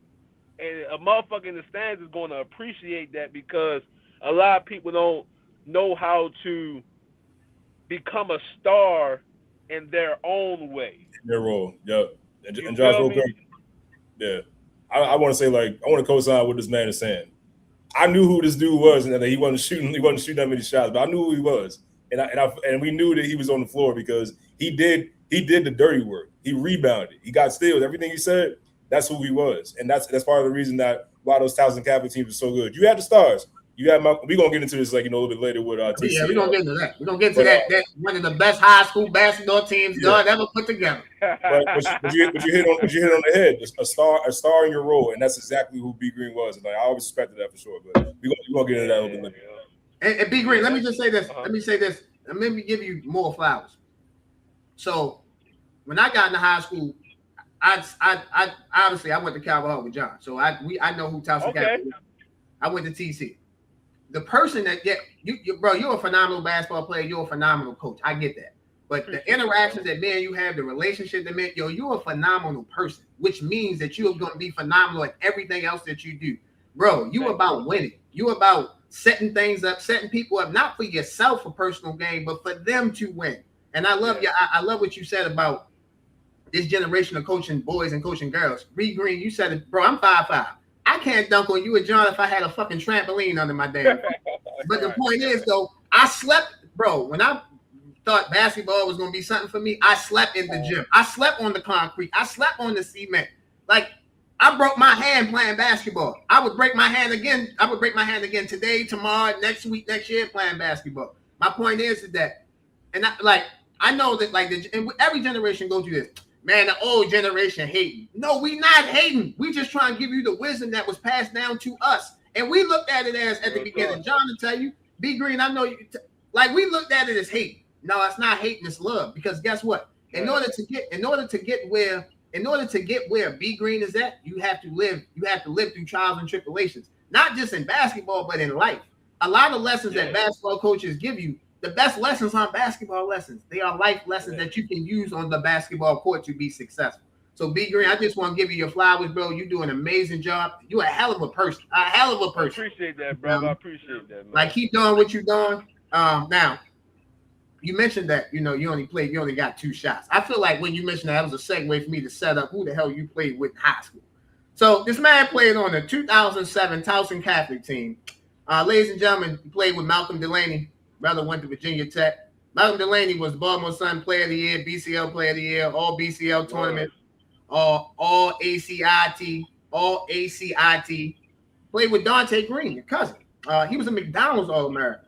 He was the Maryland Gatorade Player of the Year, all Metro first team, all BCL first team, all BCL tournament MVP, all ACIT first team. He went to Syracuse University. He played with Larry Batsfield. All MIAA. Larry ended up going to Toledo. He played with Fitz, Big Fitz, Andrew Fitzgerald. The man went to Oklahoma. He was like, that 2017, he was a sophomore playing on Boston. And then you mentioned earlier, you mentioned Sean Edwards. You mentioned this off air, but I'll mention it now. You mentioned Sean Edwards. So I just mentioned 1, 2, 3, 4, 5. Sir, listen, let me tell you, I'm talking to you as a bum, right? You and John were great players. I was a bum. If I had 2 shots on that team, I'm afraid. I'm gonna get y'all to sign the ball, then I'm afraid. And on the ball, it's gonna say, I took 2 shots away from all these legendary great basketball players, bro. You just talked about and we went in this before, but can you just talk about, again, playing with Malcolm Dulany, Donte Greene, Larry Bassfield, Andrew Fitzgerald, Sean Edwards, 2007, 2006 and 2007, 2008 MIAA champs, guys at Towson Catholic. Just talk about the team, talk about the practice, man. Talk about that experience, man. Hell of an experience. Oh man, I'm gonna really start off. I'm gonna go back to 2004. Honestly, my freshman year at TC. I'm from Essex. If people really know about Essex, people used to always say Essex white, like Essex. You feel me? So it was like only people I knew out Essex that hoop was Rudy Gay. Rudy Gay lived in Essex. He's from Turner Station though, but lived in Essex. He lived in Walnut Grove. You feel me? So I grew up watching Rudy. I knew Rudy at Eastern Tech before he got to Spalding. A lot of people didn't know about Rudy until he got to Spalding. Because now at Spalding, he's being seen more. Gotcha. You feel me? So a lot of people don't know, Donte is not the reason I went to Towson Catholic. Ronald Nicholson was. And people remember Ron Nick. Ron Nick was in the same class as Malcom and Tay. They was really the big three in Baltimore. They played for Team Mello together at Towson Catholic together. Ronald Nicholson was a cold motherfucker. He just got put out of Towson Catholic and ended up going to Parkville. He averaged like 30 his senior year at Parkville. Ooh. But it was, I'm gonna say it was a wonderful experience. It was definitely a life changing experience, but also it taught me to be more unselfish in that I can be somebody without getting 20 shots. I'm from Essex, where I was the biggest kid around the way. The reason I started playing basketball, a lot of people don't know, was Devin Spencer's dad, Coach DeJuan Spencer. He was the mailman in Essex. So he seen me. I didn't even play ball. I played baseball and I bowled. That was my sports growing up. Okay. He seen me at 12 years old and had me start playing basketball at a recreation around Essex. We turned that team into like an AAU team, and then I got seen by Towson Catholic because we played in the States against Cecil Kirk. This is when they had Jay Sharp, Devin Brown, the boy Big Hassan that they had at the time. You feel me? I had 35 out of 43 team points. Damn. Towson Catholic seen that, and Coach Mike Daniels wanted me to come for a shadow day. Not to mention, Ronald was the only person I knew at this time. A lot of people don't even know. Me and Tate didn't even know that we was cousins until that day. Damn. So our fathers were brothers that never met each other. Wow. You feel me? Like, me and Tay could really have a movie about our life and how and it would be extravagant. You feel me? Like, I tell people like you went to Towson Catholic because of Tay. I didn't even know Donte was my cousin. Me and Donte seen each other on my saddle day and just stared at each other. It was like, yo, I know you. You feel me? What's your last name? Green? How you spell it? With an E on the end? What's your father's name? Johnny? What's your father's name? Donnie? Huh? You feel me? So our first game together, both of our fathers is at the gym. They looking at each other. You feel me? So me and Tay's story is so crazy, but it's like once we got around each other, it was like we've been around each other since we was born, bro. You feel me? So Malcom, that's like my big brother, still to this day. Me and Malcom was my roommate every trip, every tournament. We roommates. You feel me? Like we're one of the same. You feel me? Like play the game, laid back, quiet, cool. You feel me? Like so our team like was just exciting to be around and be a part of.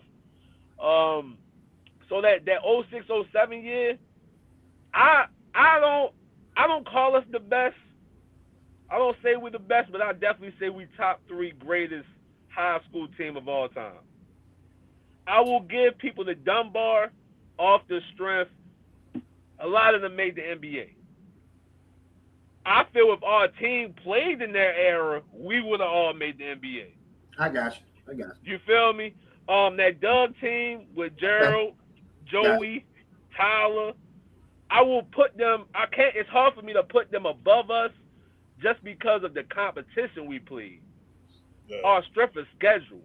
If we played all Baltimore teams or all Maryland teams, we beat everybody by 70. Yeah. But that's factual though, because it's like all right. So that year we went 35-4. We played 25 of them games was in 26 of them games was in Baltimore. We won all our Baltimore games on an average of 27 points. That's on average. We beat Woodlawn in Woodlawn by 70. So when people used to be like, "Yo, y'all don't play no public school teams," like no public school team wanted to play us. Why, bro? Why am I going? I don't want to I don't want to be a sacrificial lamb. Like, you feel me? Like people was like, "Yo, y'all should have played Randallstown or Lake." Lake didn't have anything for us. Don't get me wrong. They had Jay Sharp. They had Antoine Allen. They had niggas. They had Terrence Jones. But it's like, now you got to talk about matchups now. Absolutely. How are they going to match up with us? Exactly. For one, at that time, there was nobody in Baltimore. It really wasn't nobody in Maryland outside of maybe Michael Beasley that could match up with Tate. Exactly. Thanks. At that time, there was really no guard in Maryland that could fuck with Malcom. Malcolm Dulany. You had the Chris Wrights and the Austin Freemans, but let's be real, they DC. Nah. And they not and they not as good as Malcolm Dulany. No. They weren't. So they just but weren't. you talking Baltimore?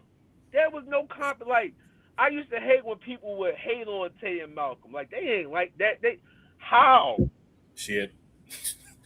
I would take them over any duo in Baltimore history. And it's not me being biased. It's just me being there and seeing it in reality what the hell they were doing. You feel me? I'm not watching from the stands. I'm on the court with that shit. You with them every day. So like you have there is no better person to ask than you. You're there every day with not. I don't want to make it seem like you with them because it ain't like you carrying their bags. No, you got a bag, you carrying your bag. But at the same time, you're around greatness every day. So greatness is only going to attract greatness. It's only going to make it better.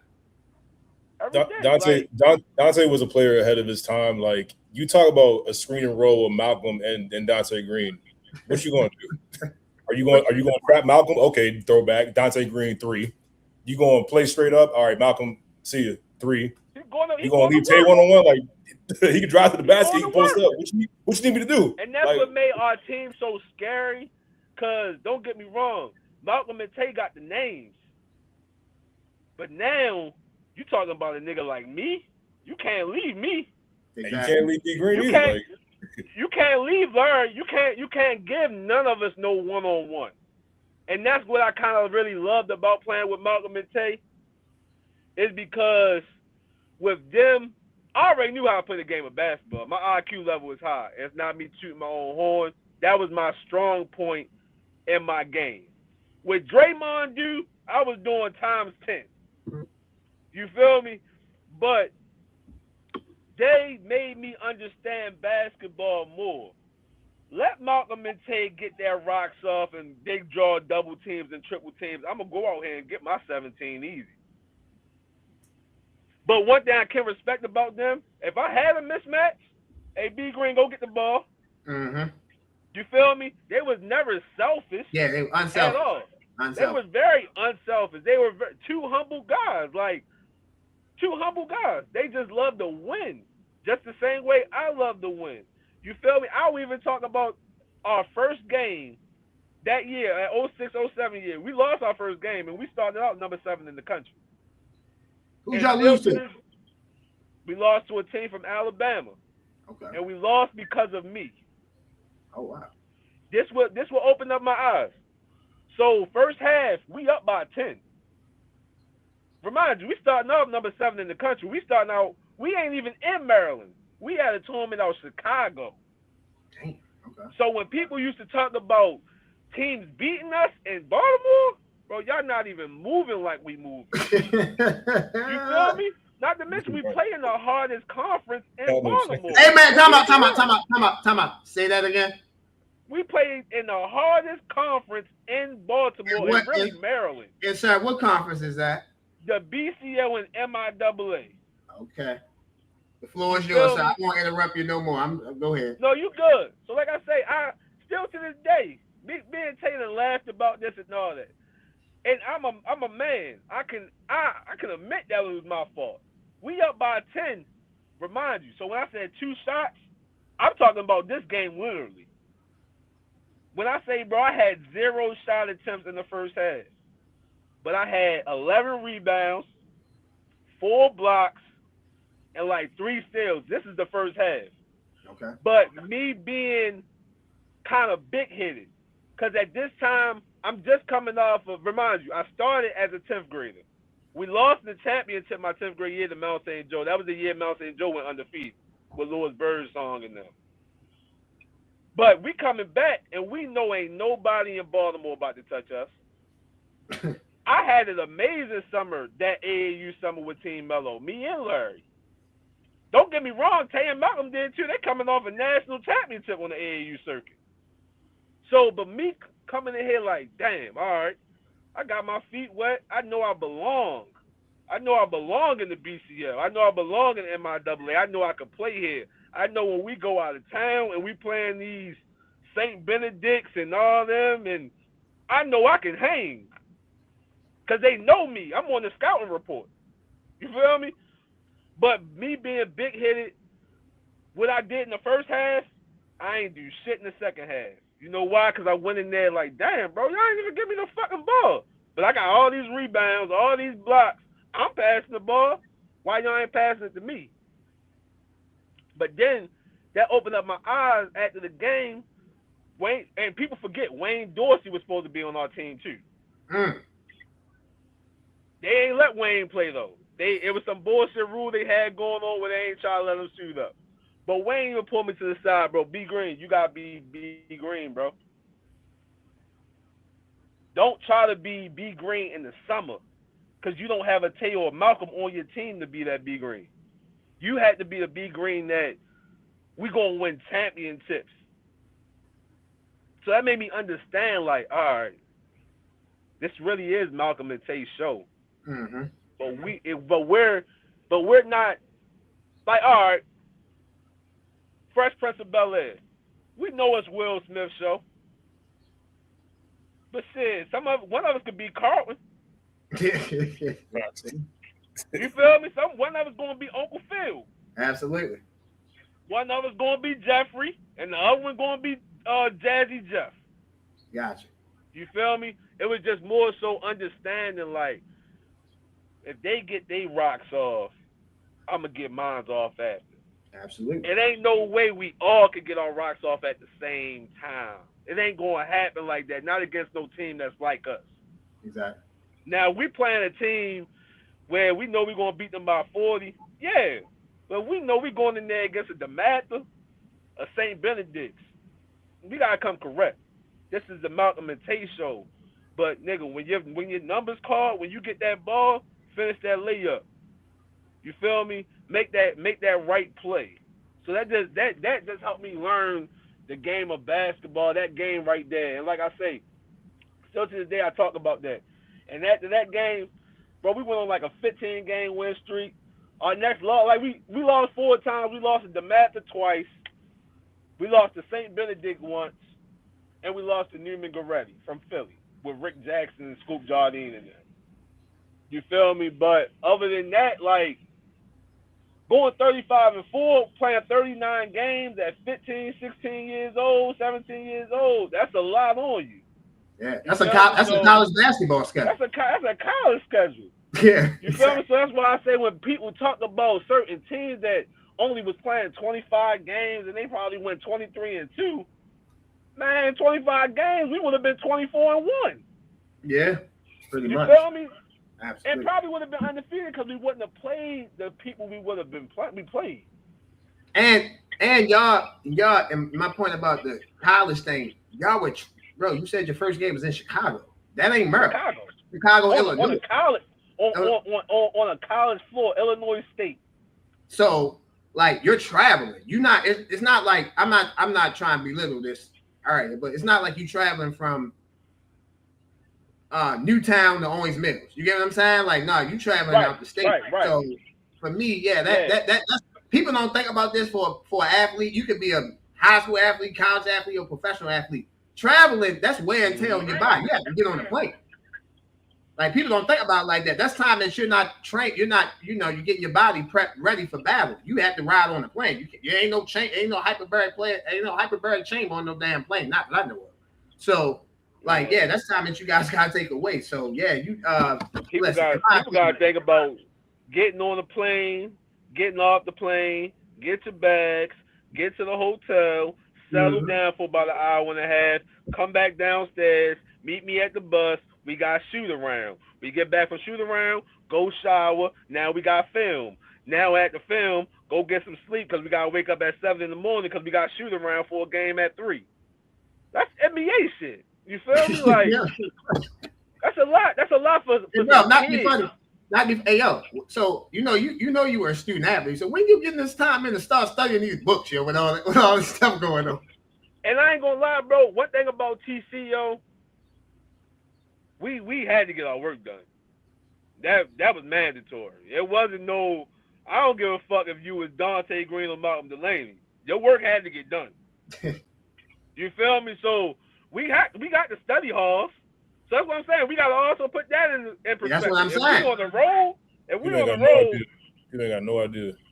You feel me? If we on the road, coaches written out the little the downstairs ballroom area. We got study hall for 2 hours. Study hall for 2 hours? Huh? You feel me? So it ain't no chilling. You feel me? Like, you got to test when you come back. A big ass exam. Don't tell them we got to test. You got to test when we come back after all that. Like, come on, man. Come on, bro. You feel me? To the point, we used to get little, like, one thing about us, like, all right, they'd make like an announcement, like, all right, if our boys basketball team win the tournament, we don't got school on that Monday. You feel me? So we was the ones that, like, helped the school not have school for a day. Which we could do that because it was a private school, it was a Catholic school. Yeah. And we wanted to cancel school for a day, they could. Yeah, exactly. Yeah. We did that. We did that at Cowherd Hall. Like, one day, you guys want to pick the day after the Super Bowl not to come to school? Like, all right, you just don't have to come to school that day. You all pick this one. So yeah, no, I got you. I get you. But no, that team was like amazing, bro. Because you talk about starting 5 was Larry, Malcom, Sean, me, Tay. Then you come in the bitch with Big Drew, who was 6'8", 250 in the 10th grade, and could go get a bucket whenever he wanted to. Shit was not fair. It wasn't to us. It wasn't even really fun, bro. Like, don't get me wrong. The games that was like we loved was the DeMathers, the St. Benedict's, we played Boys and Girls High School from New York, playing the Rices, playing them like that. That year, even playing Mount St. Joe and them was like, all right, bro, we got the same team. We got the same team. You got to think we had the same team from the year before, but added Big Drew. Yeah. And we just lost the championship to Mount St. Joe. So yeah, and and to me, that year they beat us because we didn't have no maturity. We didn't have no leadership my 10th grade year. We got a team full of 10th graders and 11th graders. And really 10th graders, because at that time, only juniors was Tay, Malcom, and the boy Jared. Oh yeah, and Josh Jersky. They used to coach at Parkville and at Murrayville for a little bit. Now he coaches up York University, Penn State York. But other than that, we didn't have no leader. So what I mean leader is when we out of line, get our ass in line.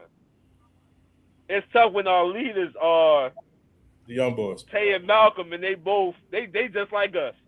You feel me? So it's like, who going to correct us? The coach? Nah. It's tough for a coach to correct. It's tough for a coach to correct that because now it's like you let Tay get away with something.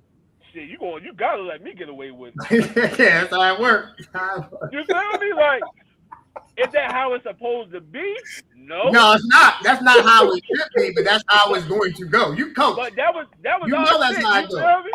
And that's why me and our coach Pratt, we used to bump heads. Cause I'm that guy like, shit, Tay just kicked the trash can. But you ain't put Tay out of practice? Shit, nigga, I'm about to go crazy now. You feel me? And if you say something to me, I'm gonna bring up that incident, and I'm gonna always bring it up. You feel me? I was that guy, yo. They like Malcom and Tay tell you, bro. I was like the head case of the team, but I was so mellow and chill. I was that guy. I was questioning everything, bro. Like I said, I was the reason we lost our first game that year. I'm the reason that shit we ran a lot. Cause you not about to let the McDonald's All-American and the Virginia Tech signing get away with everything. But because we ain't signed yet, we can't say shit. You got me fucked up.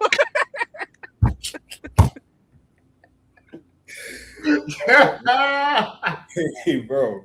But yo, it was. I ain't gonna lie though, bro. It was a pleasure playing with them, bro. But it was a pleasure playing against the competition we was playing against in the BCL, bro. You talking about? I got the battle with Henry Sims for 4 years. Mm-hmm. I got the game that like opened my eyes up and let me know I was good was the game we played McDonald. And if motherfuckers know DeJuan Summers, that was a bad motherfucker. Yes, he was. You feel me? And the moment that like helped me out with that was I tried to dunk on Juan. Juan blocked my dunk. Next play, he tried to dunk on me. I blocked his dunk. And when he came over and patted me on my back and said, "Good block, little bro," that let me know I belong. Especially a kid from Essex. I ain't know about no Towson Catholic or the Cowherd Halls or Loyola or nothing. I didn't know about that. I just knew I just wanted to play sports. Mm-hmm. I didn't know the importance of how real the Catholic League was. I didn't know about that until I got to Towson Catholic. And then I'm walking. I'm seeing my cousin 6'10", got another nigga 6'9". At this time, I'm a 6'2" center coming into Towson Catholic. You feel me? My game expanded because I'm watching Tay. This nigga 6'9" and dribble. He's 6'9" and shooting from wherever. I'm 6'2" and I can't even dribble like that. I gotta work on my game. Absolutely. So that's what I mean by with these kids today, they don't work on their game enough. They'll see like, oh, all right, I'm 6'1". Nigga, do you know you a point guard? Absolutely. You are but not. All you do is post up. You are a point guard. You are a point guard. Yes, sir. You feel me? So just like being around Tay and Malcom, battling with Sean Mosley for 4 years. Shit, playing against DeJuan Summers, a Brandon Herbert, a Gerard Shepard, Jamar Briscoe, who's one of my favorite fucking point guards from this city. Like, people talk about small guards. Don't get me wrong. Akil Carr is he's exciting. He was exciting growing up watching. But it was like playing against Jamar and then playing with him. It's like, this little motherfucker tough. You feel me? It got the heart of a lion. You feel me? So it's just playing against certain people and playing with them in the AAU and stuff. Like, it just made you want to get better. Absolutely. Because you ain't want to get lost in the sauce. Absolutely. And with all that talent, you could definitely get lost in the sauce very quickly. Go ahead, JG. Yeah. I'm saying, bro, BCL and my AA, man, like, my time there, like, it wasn't no choice. Like, you had to get in the gym and get better because you saw who you were, you knew who was coming. Like, TC, St. Joe, St. Francis, McDonough at the time. What am I doing to get on their level? Because it wasn't no choice. Like, anything else is unacceptable. Otherwise, you will get embarrassed every single night if you're not working every night.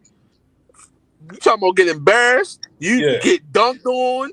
You get dunked on, and Not you lose to by mention, 50.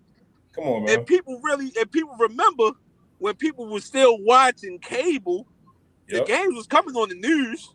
The highlights was coming on the news. Don't let the cameraman be at the game and he take a flick and you get dunked on. That bitch on front page of this Baltimore Sun.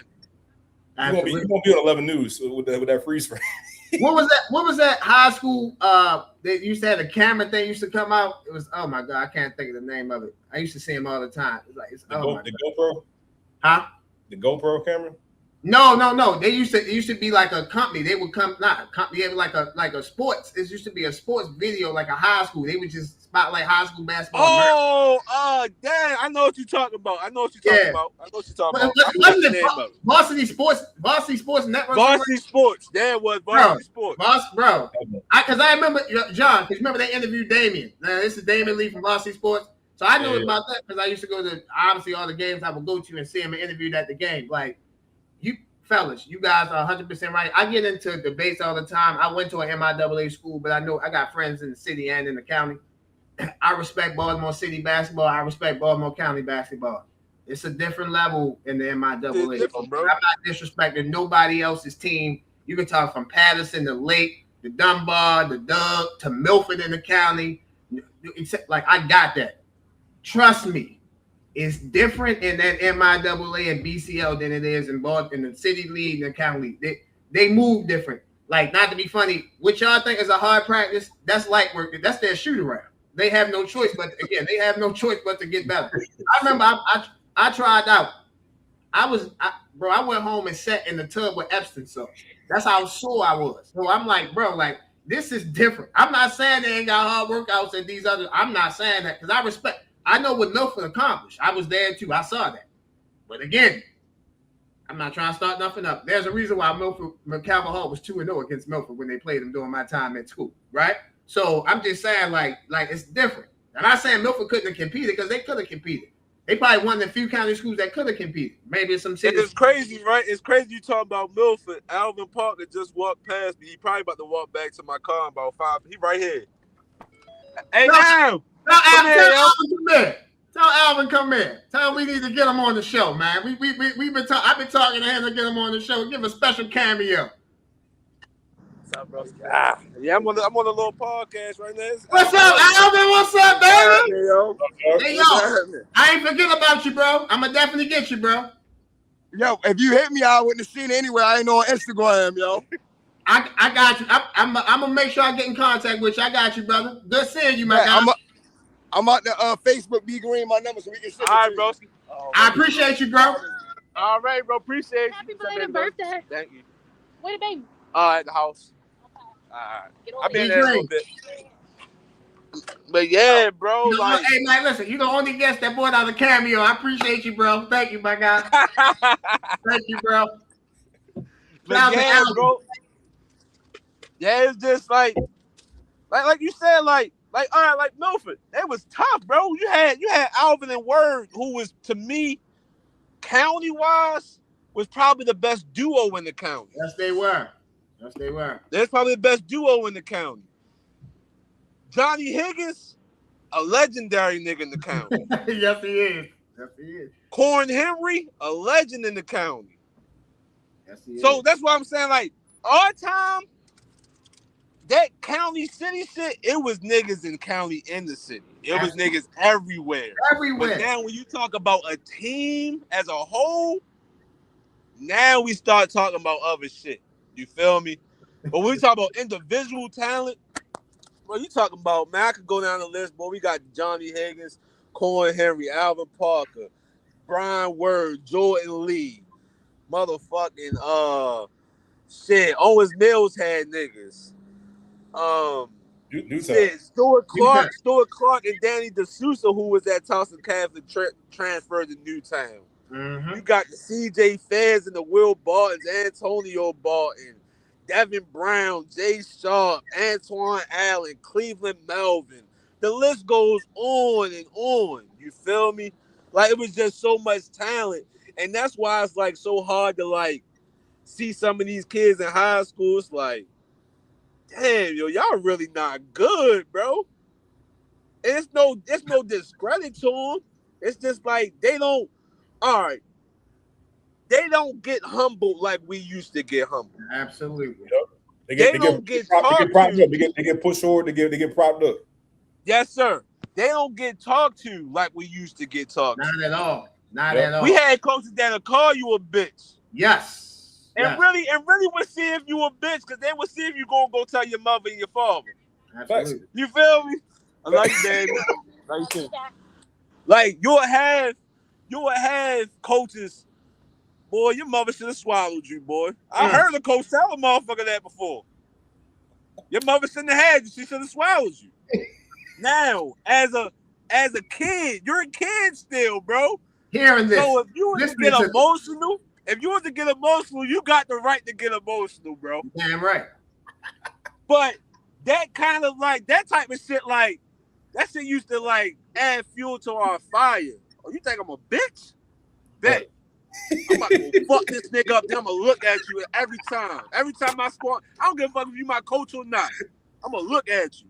You tell me I can't do something and I go do it, I'm gonna look at you. I'm gonna make you believe that I can do it. Absolutely. These kids don't do that. These kids want you to just believe that they can do it. Tell you they can do it, knowing damn well they can't do it. Like you got kids like, yeah, I'm going to St. Francis next year. Shorty, I don't even know your name. Ain't no way Nicholas Miles know your name. You feel me? Like, damn, that's a bar right there. It's just, damn. It's I don't even different know now. your name. Like, The coach know your name. Damn. Yeah, like it's real, bro. Like we come from an era. We come from an era where if a private school wanted you, they coming to get your ass. Absolutely. Now these kids are going to the private school to try to get the private school to want them. Don't know their name. Ain't the same. Ask you what AAU team you play for. Oh, I play for the Maryland Vipers. Niggas don't even know what the fuck y'all is. Like what tournaments do y'all go to? You feel me? Like, are y'all sponsored by anybody? No, we ain't sponsored by nobody. Who you playing against? What competition have you played against? Oh, we play out Ocean City. Nigga, what? You feel me? Like, so it's just different times now, bro. Them boys don't know about Peace Jam. They ain't seen Peace Jam. Man, they ain't seen Boo Williams. And that shit is 3 hours away. Listen. You feel me? These kids don't know about having to play in the States to get to the Nationals. Yep. You feel me? These kids don't know about that, bro. They think cause they beating the team by 40 where their tallest player is 5'3", that they doing something. You feel me? I tell these kids, bro, if you you're 15 years old and still haven't ran into a 6'9", 6'10", 15-year-old that dunked everything, then shorty, you ain't did shit yet. Real shit. You ain't did shit yet. You feel me? Like it's just levels. It's levels to this game. It's just levels to sports and shit. It's levels to life in general, bro. Absolutely. It's levels to life in general, bro. There's no way you're gonna get hired the first day and be the supervisor. You gotta work your way up, bro. Come on, bro. You got people that's satisfied making $50,000 a year, and you got some people that ain't satisfied if they making only $200,000. It's levels. You feel me? Everybody's lifestyle was different. The lifestyle was different. You seen different things. Once you see something and you really like it, you want that shit again. Absolutely. You feel me? Well, that's all it is. That's all it is, man. I know your players should be listening to you. You average 13 points, 11 rebounds, 3 blocks per game at TC. You were selected as a member of the Baltimore Sun first team. So just wrapping up your time at TC, obviously it propelled you to play college basketball. You eventually graduated from Belhaven University in 2014. You played overseas basketball in the EuroLeague, Euro basketball. So my quote unquote, I shouldn't say last question, but one of my last questions to you is, how has the game of basketball impacted your life? Man, listen, bro. That shit took me places I ain't think a kid from Essex was ever gonna go, bro. Like, you feel me? A lot of motherfuckers can say, like, yo, a nigga from Green Mountain or Park Heights, bro, Essex is different because it's like, not nobody ever thinking about nobody from Essex doing anything. You feel me? When a nigga say, where you from? Or from down the hill. Or from over west. Or from Cherry Hill. You feel me? Nigga, where you from? I'm from Essex. You from Essex? You feel me? Like, I had people say I was lying that I was from Essex. Like, bro, who the fuck lies about that they from Essex, bro? You feel me? So, just in general, yo, this shit changed my life, bro. You talking about, I got a chance to play for Carmelo Anthony, who was my favorite player once I started playing basketball. I wore 15 at Towson Catholic where he played at. I wore number 15 on his AAU team. I was given the right to wear his number on them teams. You feel me? So that right there just, like, it opened my eyes to so much at the age of 14, bro. Because I started playing basketball at 12. Towson Catholic came and got me when I was 13, going on 14. I played with Team Mello at age of 14. So it was like in a 2-year span, my life did a whole turnaround, bro. You feel me? Like, just being a neighborhood kid, the 2 years later, nigga, we flying to Vegas. From Vegas, I'm flying to Florida. Florida, I'm flying to Tennessee.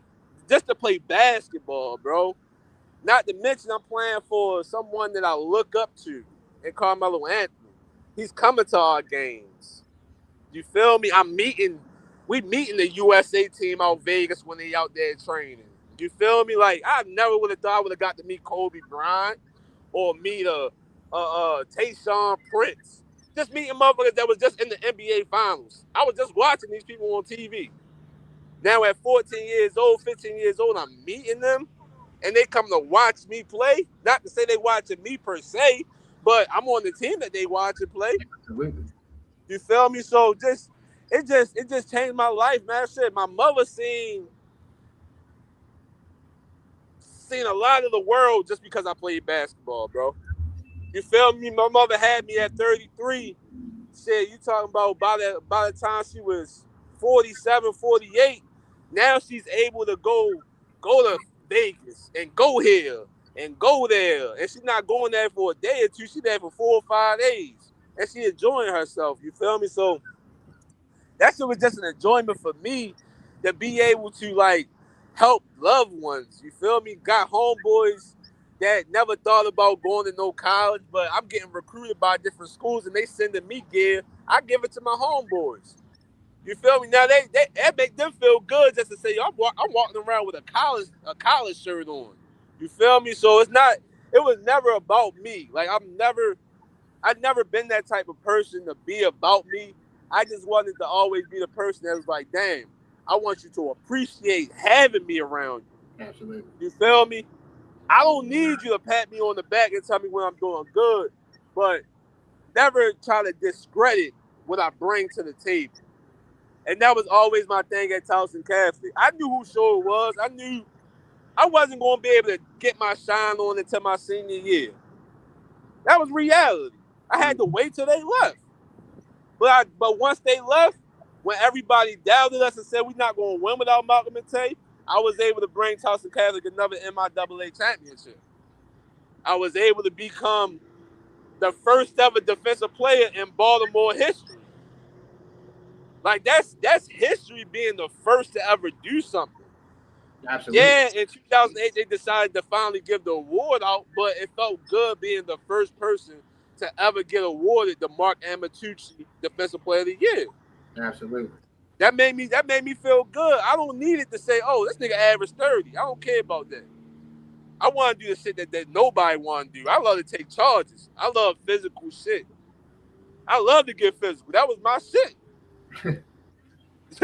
You feel me? And not to mention, I was fundamentally sound. Absolutely. So that's what kind of like took my game to a whole nother level. You feel me? But just basketball in general, bro, didn't just change my life, but changed people in my circle and my loved ones' lives. it changed your family's life. Like listening to you talk about it, bro. It's like you opened up not obviously your family played a key part, but you open up a door that basketball opened up a door for you to allow them to see things that quite frankly they might not. Oh, hell yeah. What's up? How you been? You good? My man. Yeah, bro. Hell yeah. Basketball definitely allows you to do that. So, for sure, man. I'm definitely glad that basketball allows you to do that. B Green, Yeah, bro. It just took my life to a whole nother level, and being able to be recruited by certain coaches. Gotcha. Being able to be seen, bro. Just being able to get letters to the house. You feel me? Like, that feel good opening up a letter and say, Brandon Greene, we offering you a scholarship, or Brandon Greene, we're interested in you. You feel me? That shit make you feel good, just seeing your name on a piece of paper, because someone been watching you do something that you love to do. And they appreciate it. They appreciate your game. They appreciate it, yo. They appreciate how hard you work and everything like that. So Gotcha. I say, bro, it made me understand hard work, bro. Absolutely. It made me understand about making your own name. You feel me? A lot of people don't know how to make their own name. They want their name just given to them. Don't worry. Now you gotta go earn it, man. You can't. Nothing in life is given, man. You gotta go earn it. You gotta go earn it for sure. Cool. Huh? B Green, we gonna get you out of here on this, bro. Hold on. Hold on, you was breaking up. Can you hear me now? No, I'm listening to you. Oh, I'm I saying can. we're gonna get you out of here on this. Give you an opportunity to talk about you.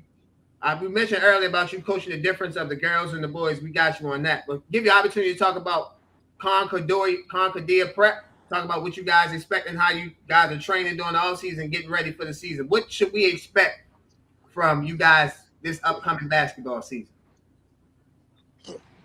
Man, listen. I'm the assistant coach. You feel me? The head coach is Montez Vaughn. And people know who Tez is. He's the trainer. He's been training her since she was Jayla King, who goes to Bishop McNamara right now. She's the number 12 player in her class. She plays for Team Takeover, and she goes to Bishop McNamara. Him right there, his resume right there speaks alone. You feel me? And just me being a part of that with him, we got 6 amazing freshmen coming in. 4 of them, about to be 5 of them, I coach for MD23.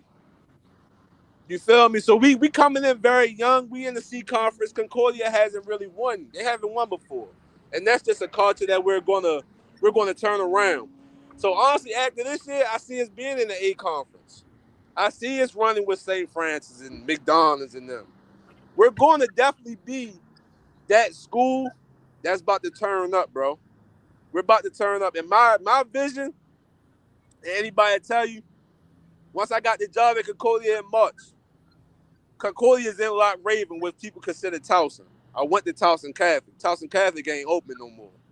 My goal, I'm turning that motherfucker into Towson Catholic. I say that, I'm turning that shit into a dynasty. We winning year after year after year after year. I don't know how it feels to not win. I know how it feels to not hold a championship up at the end, but I was in that championship game at least. You feel me? So I'm already instilling that winning culture in my girls. AAU, we just lost in the national championship of the Adidas circuit. 14 and under. And I'm talking about we was the smallest team out there. We was the smallest team, but one thing we going to do is play with heart. I was undersized. I played the 3 and the 4, but it was different playing the 3 and the 4 in the BCL when another 3 or 4 was probably 6'8", 6'9". Yeah, a little different. You feel me? So it's just me just instilling my culture of what I know, and that's hard, being hard nosed, playing defense, and giving it your all. We going dog walk shit. That's how I play. We going dog walk shit. You gotta be a dog. Everything else is going to come. But if you ain't got that dog, what you got? Absolutely. If you're not willing to go bite somebody's face off, you can't come play for me. If you're not willing to go die for that ball, which could possibly save us from losing the game, you can't come play for me. If you're not willing to go guard the girl that just scored the last 5 buckets, you can't play for me. I like people with attitude the same way I played with, bro. It's hard-nosed and understanding your role. Absolutely. Understanding your role. You may not love your role, but you got to be able to accept your role. Absolutely. You feel me? I love that line. Say that. Can you say that line again about loving your role? You don't have to love your role. Say that again. Man, you don't have to love your role, but you have to at least accept your role if you want to win a championship, bro. If you want to be a winner, you got to accept your role. Every role is not going to be what you like. It's not going to be what you love. It's not, especially in the sports world. You're going to have, you might have just been the person on the team last year, but y'all won 5 games out of 30. Now you might have to go to this team where you're the 4th option. You got to know how to fall in line. And I love a person like, and I'm going to use this, a person like Kevin Love. Motherfucker was averaging 28 and 17 in Minnesota. Went to Cleveland, that 28 turned into motherfucking 18 a game, 18 and 11. But what that shit turned into a championship. Yes, sir. Chris Bosh. You feel me? It turned into a championship. Chris Bosh is another one. Could have went anywhere else, been the man. Went to Miami, took a little pay cut. So what? What that shit turned into? 2 championships. Absolutely. 2 championships. Sometimes you have to sacrifice to get where you want to go. And a lot of people don't understand sacrificing, bro. They understand sacrificing probably somebody else.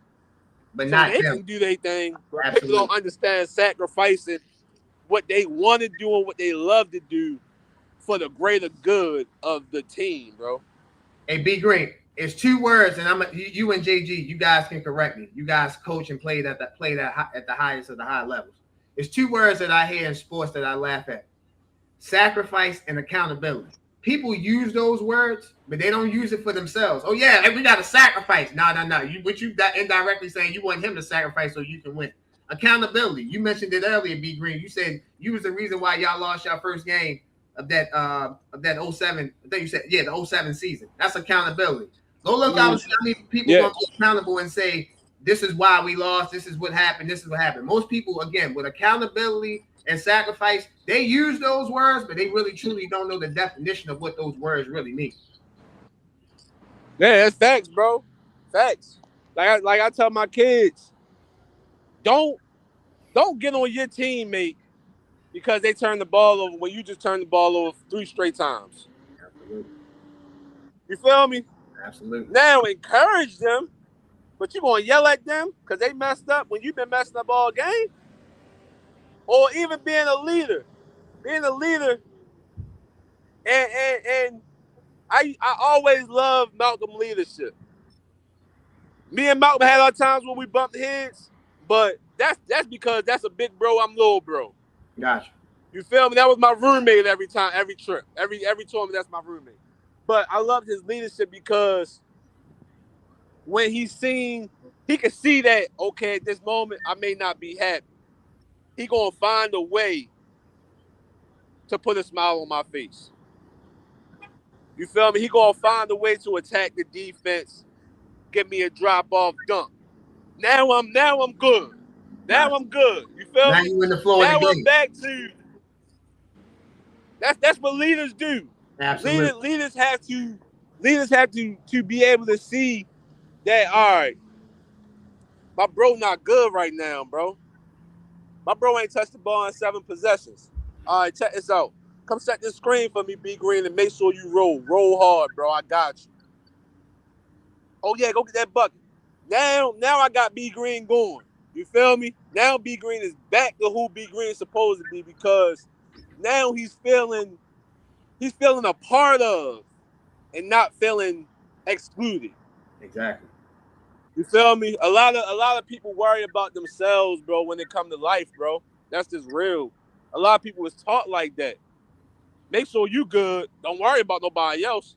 What moms used to say, hey, if your friend's fighting, make sure you go the other way. But a real friend, we're not going to leave our friend hanging. Yeah. I'm not about to watch my friend get beat up. You can't. Even if it turned into me getting beat up too, we gonna get beat up together. Yeah, facts. Yeah, you we feel got. me? So yeah, we came together. We wrote. My people's always say, the people you show up with, that's the people you roll out with. Damn right. You feel me? So like I said, in life, a lot of people taught life skills the wrong way, bro. Absolutely. That's all I can say. Some people taught life skills the wrong way, and then they bring that into a team setting. There is no I in team. There is no me. There is no M-E. It's E-M. It's an M, you feel me? It's an A-M, you feel me? But it ain't no M-E. There is no me in team, bro. We gotta rock out together, bro. If a nigga get in your face, what I'm about to just hold you back? What about if he just punch you? I can't pull you back and he sneak you. Now you gonna be pissed at me. At me, yeah, exactly. So what I'm gonna do, I'm gonna push you. I'm gonna push you back and I'm gonna step in front of you. Now if he swing, he gonna have to hit me before he hits you. That's what a sacrifice is, bro. I'm gonna sacrifice and make sure. All right, I ain't the star, but I'm gonna make sure my star good. My star get hit on the ground, he get knocked to the floor. I'm gonna go pick my star up. Somebody walk over top of my star, I'm getting in your face now. You feel me? That's where the sacrifice come in. If you want to win, bro. If you want to win, just like y'all got a podcast together that y'all got rocking. It's a team thing. You feel me? You ain't start off with no question. You told bro to start. Hey, bro, what's your first question? Then you followed up. You feel me? It may be next show. You may start off and bro follow up. That's where the team is. You feel me? So y'all two right there. That's a dynamic duo. That's a dynamic duo because y'all doing it together. No one person is bigger than the program. Gotcha. Somebody got to lead the program, but that don't mean that it's all about that person. It's just that person is willing to say, "Hey, bro." I've been doing this show for 3 years. I've been trying to get people to see that. They finally don't. Now they finally gonna see it. B Green, listen, B Green, you can come on this show anytime you want. You want to host the show, brother? You got it. You got it, brother. I'm happy. I'm blessed for you two. At the end of the day, yo, let's be real, yo. My basketball career ended very early because of injuries. You feel me? So for you to even ask me to come on the show, for you to even do your background, your history check on me, you feel me? That's enough. That's enough love for me. You feel me? Like I said, we come from a city where, let's be real, a motherfucker ain't gonna congratulate you until you make it, bro. Yeah, and then when you make it, they still got a side eye to you, like, man, come on, bro. You know how it go. You know how it go. Come on, bro. Like I use this story all the time. That the George Selby and Brandon Jennings matchup. It's no way we in Baltimore and we clapping for a nigga that's from California, but we booing a nigga that's from our city. Yeah, that's crazy. Why? Because why? Because you always seen George playing, you never seen Brandon Jennings play in person? Fuck that. You feel me? If you go match up with KD, then go root for him. But you rooting against your own guy from your own city, but then you want that same person to show you love. It can't happen like that. Can't happen that way. It can't happen like that. Shouldn't happen that way. Can't happen that way. You're 100% right. 1,000% right. Like, one of the things that, again, reaching out to you, obviously creating a relationship. Again, you real, you raw, and you authentic, bro. And that's one of the things that's lost in 2026. A lot of people, they BS. They do it for likes. They do it for clicks. They do it for clickbait, etc. Like, one day me and John try to pride ourselves on, bro. We real. Like, we're not just using people just to use them. No, we Be Green. We want you to be successful. We want Concordia Prep to be what you had at Towson Catholic. By the way, we saying this live on the show. When the schedule come out, we are looking forward to a schedule. We definitely gonna come out and show you some love and show you some support at your games, my guy. Yes, sir. Yes, sir. Be Green. We want to thank you for coming on the show, bro. We appreciate you for doing this. You're the best, bro. I appreciate y'all, bro. Yes, sir. I'm going to text you, my brother. You be good. Ladies and gentlemen, you're watching Highly Opinionated. We will be right back. Welcome back, ladies and gentlemen, to Highly Opinionated. We want to thank the great Brandon Greene for coming on the show, man. Be Green, keep doing what you're doing. All love. We can't wait for the schedule to come out. We will definitely be locked, man. We'll definitely come to a couple games, man, and show you love and show you support. Ladies and gentlemen, it's about that time. We're going on vacation, Highly Opinionated vacation. We will be back on your screen we'll be back around August 24th, between August 24th and August 26th. I want to give this special time and thank everyone on the show, from Dylan to JG to Tim to Ross. Like, you guys look at Highly Opinionated probably as a one-man situation. No. Shout. We got some new additions coming to the show. You guys will peep that when we come back from vacation. So I just want to thank these four special men, Dylan, Ross, Tim, and JG. Without these guys, Highly Opinionated wouldn't be what it is. We appreciate you guys for all your love and support. Make sure when we off on vacation, you check out our YouTube page, our Instagram page, our TikTok page, our X page. Again, you guys make Highly Opinionated the show that it is. JG, keep doing what you're doing at Club JG Podcast, bro. I know it's no vacations for you over there. You feel me? Let us know what you got planned for the Club JG Podcast. Yeah, I just dropped episode 253. Recently, my old coach made some comments regarding Maryland basketball. I touched on that. Also, free agency watch, still looking out for that. So, as the news drops, Club JG will be there. There are no vacations, so we'll be there.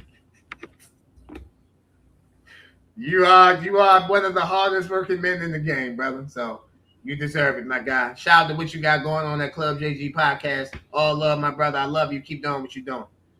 Always, man. Ladies and gentlemen, I want to thank you guys for watching episode 92 of the Best Sports Show Out. So again, for the last time until around August 24th, August 26th-ish, for the best editor, the best producer, the best guy here on Highly Opinionated Ross, for the best co-host in the game, the host of the Club JG Podcast, my guy, my good brother, JG, I am merely Josh. We will see you guys after vacation. We are out.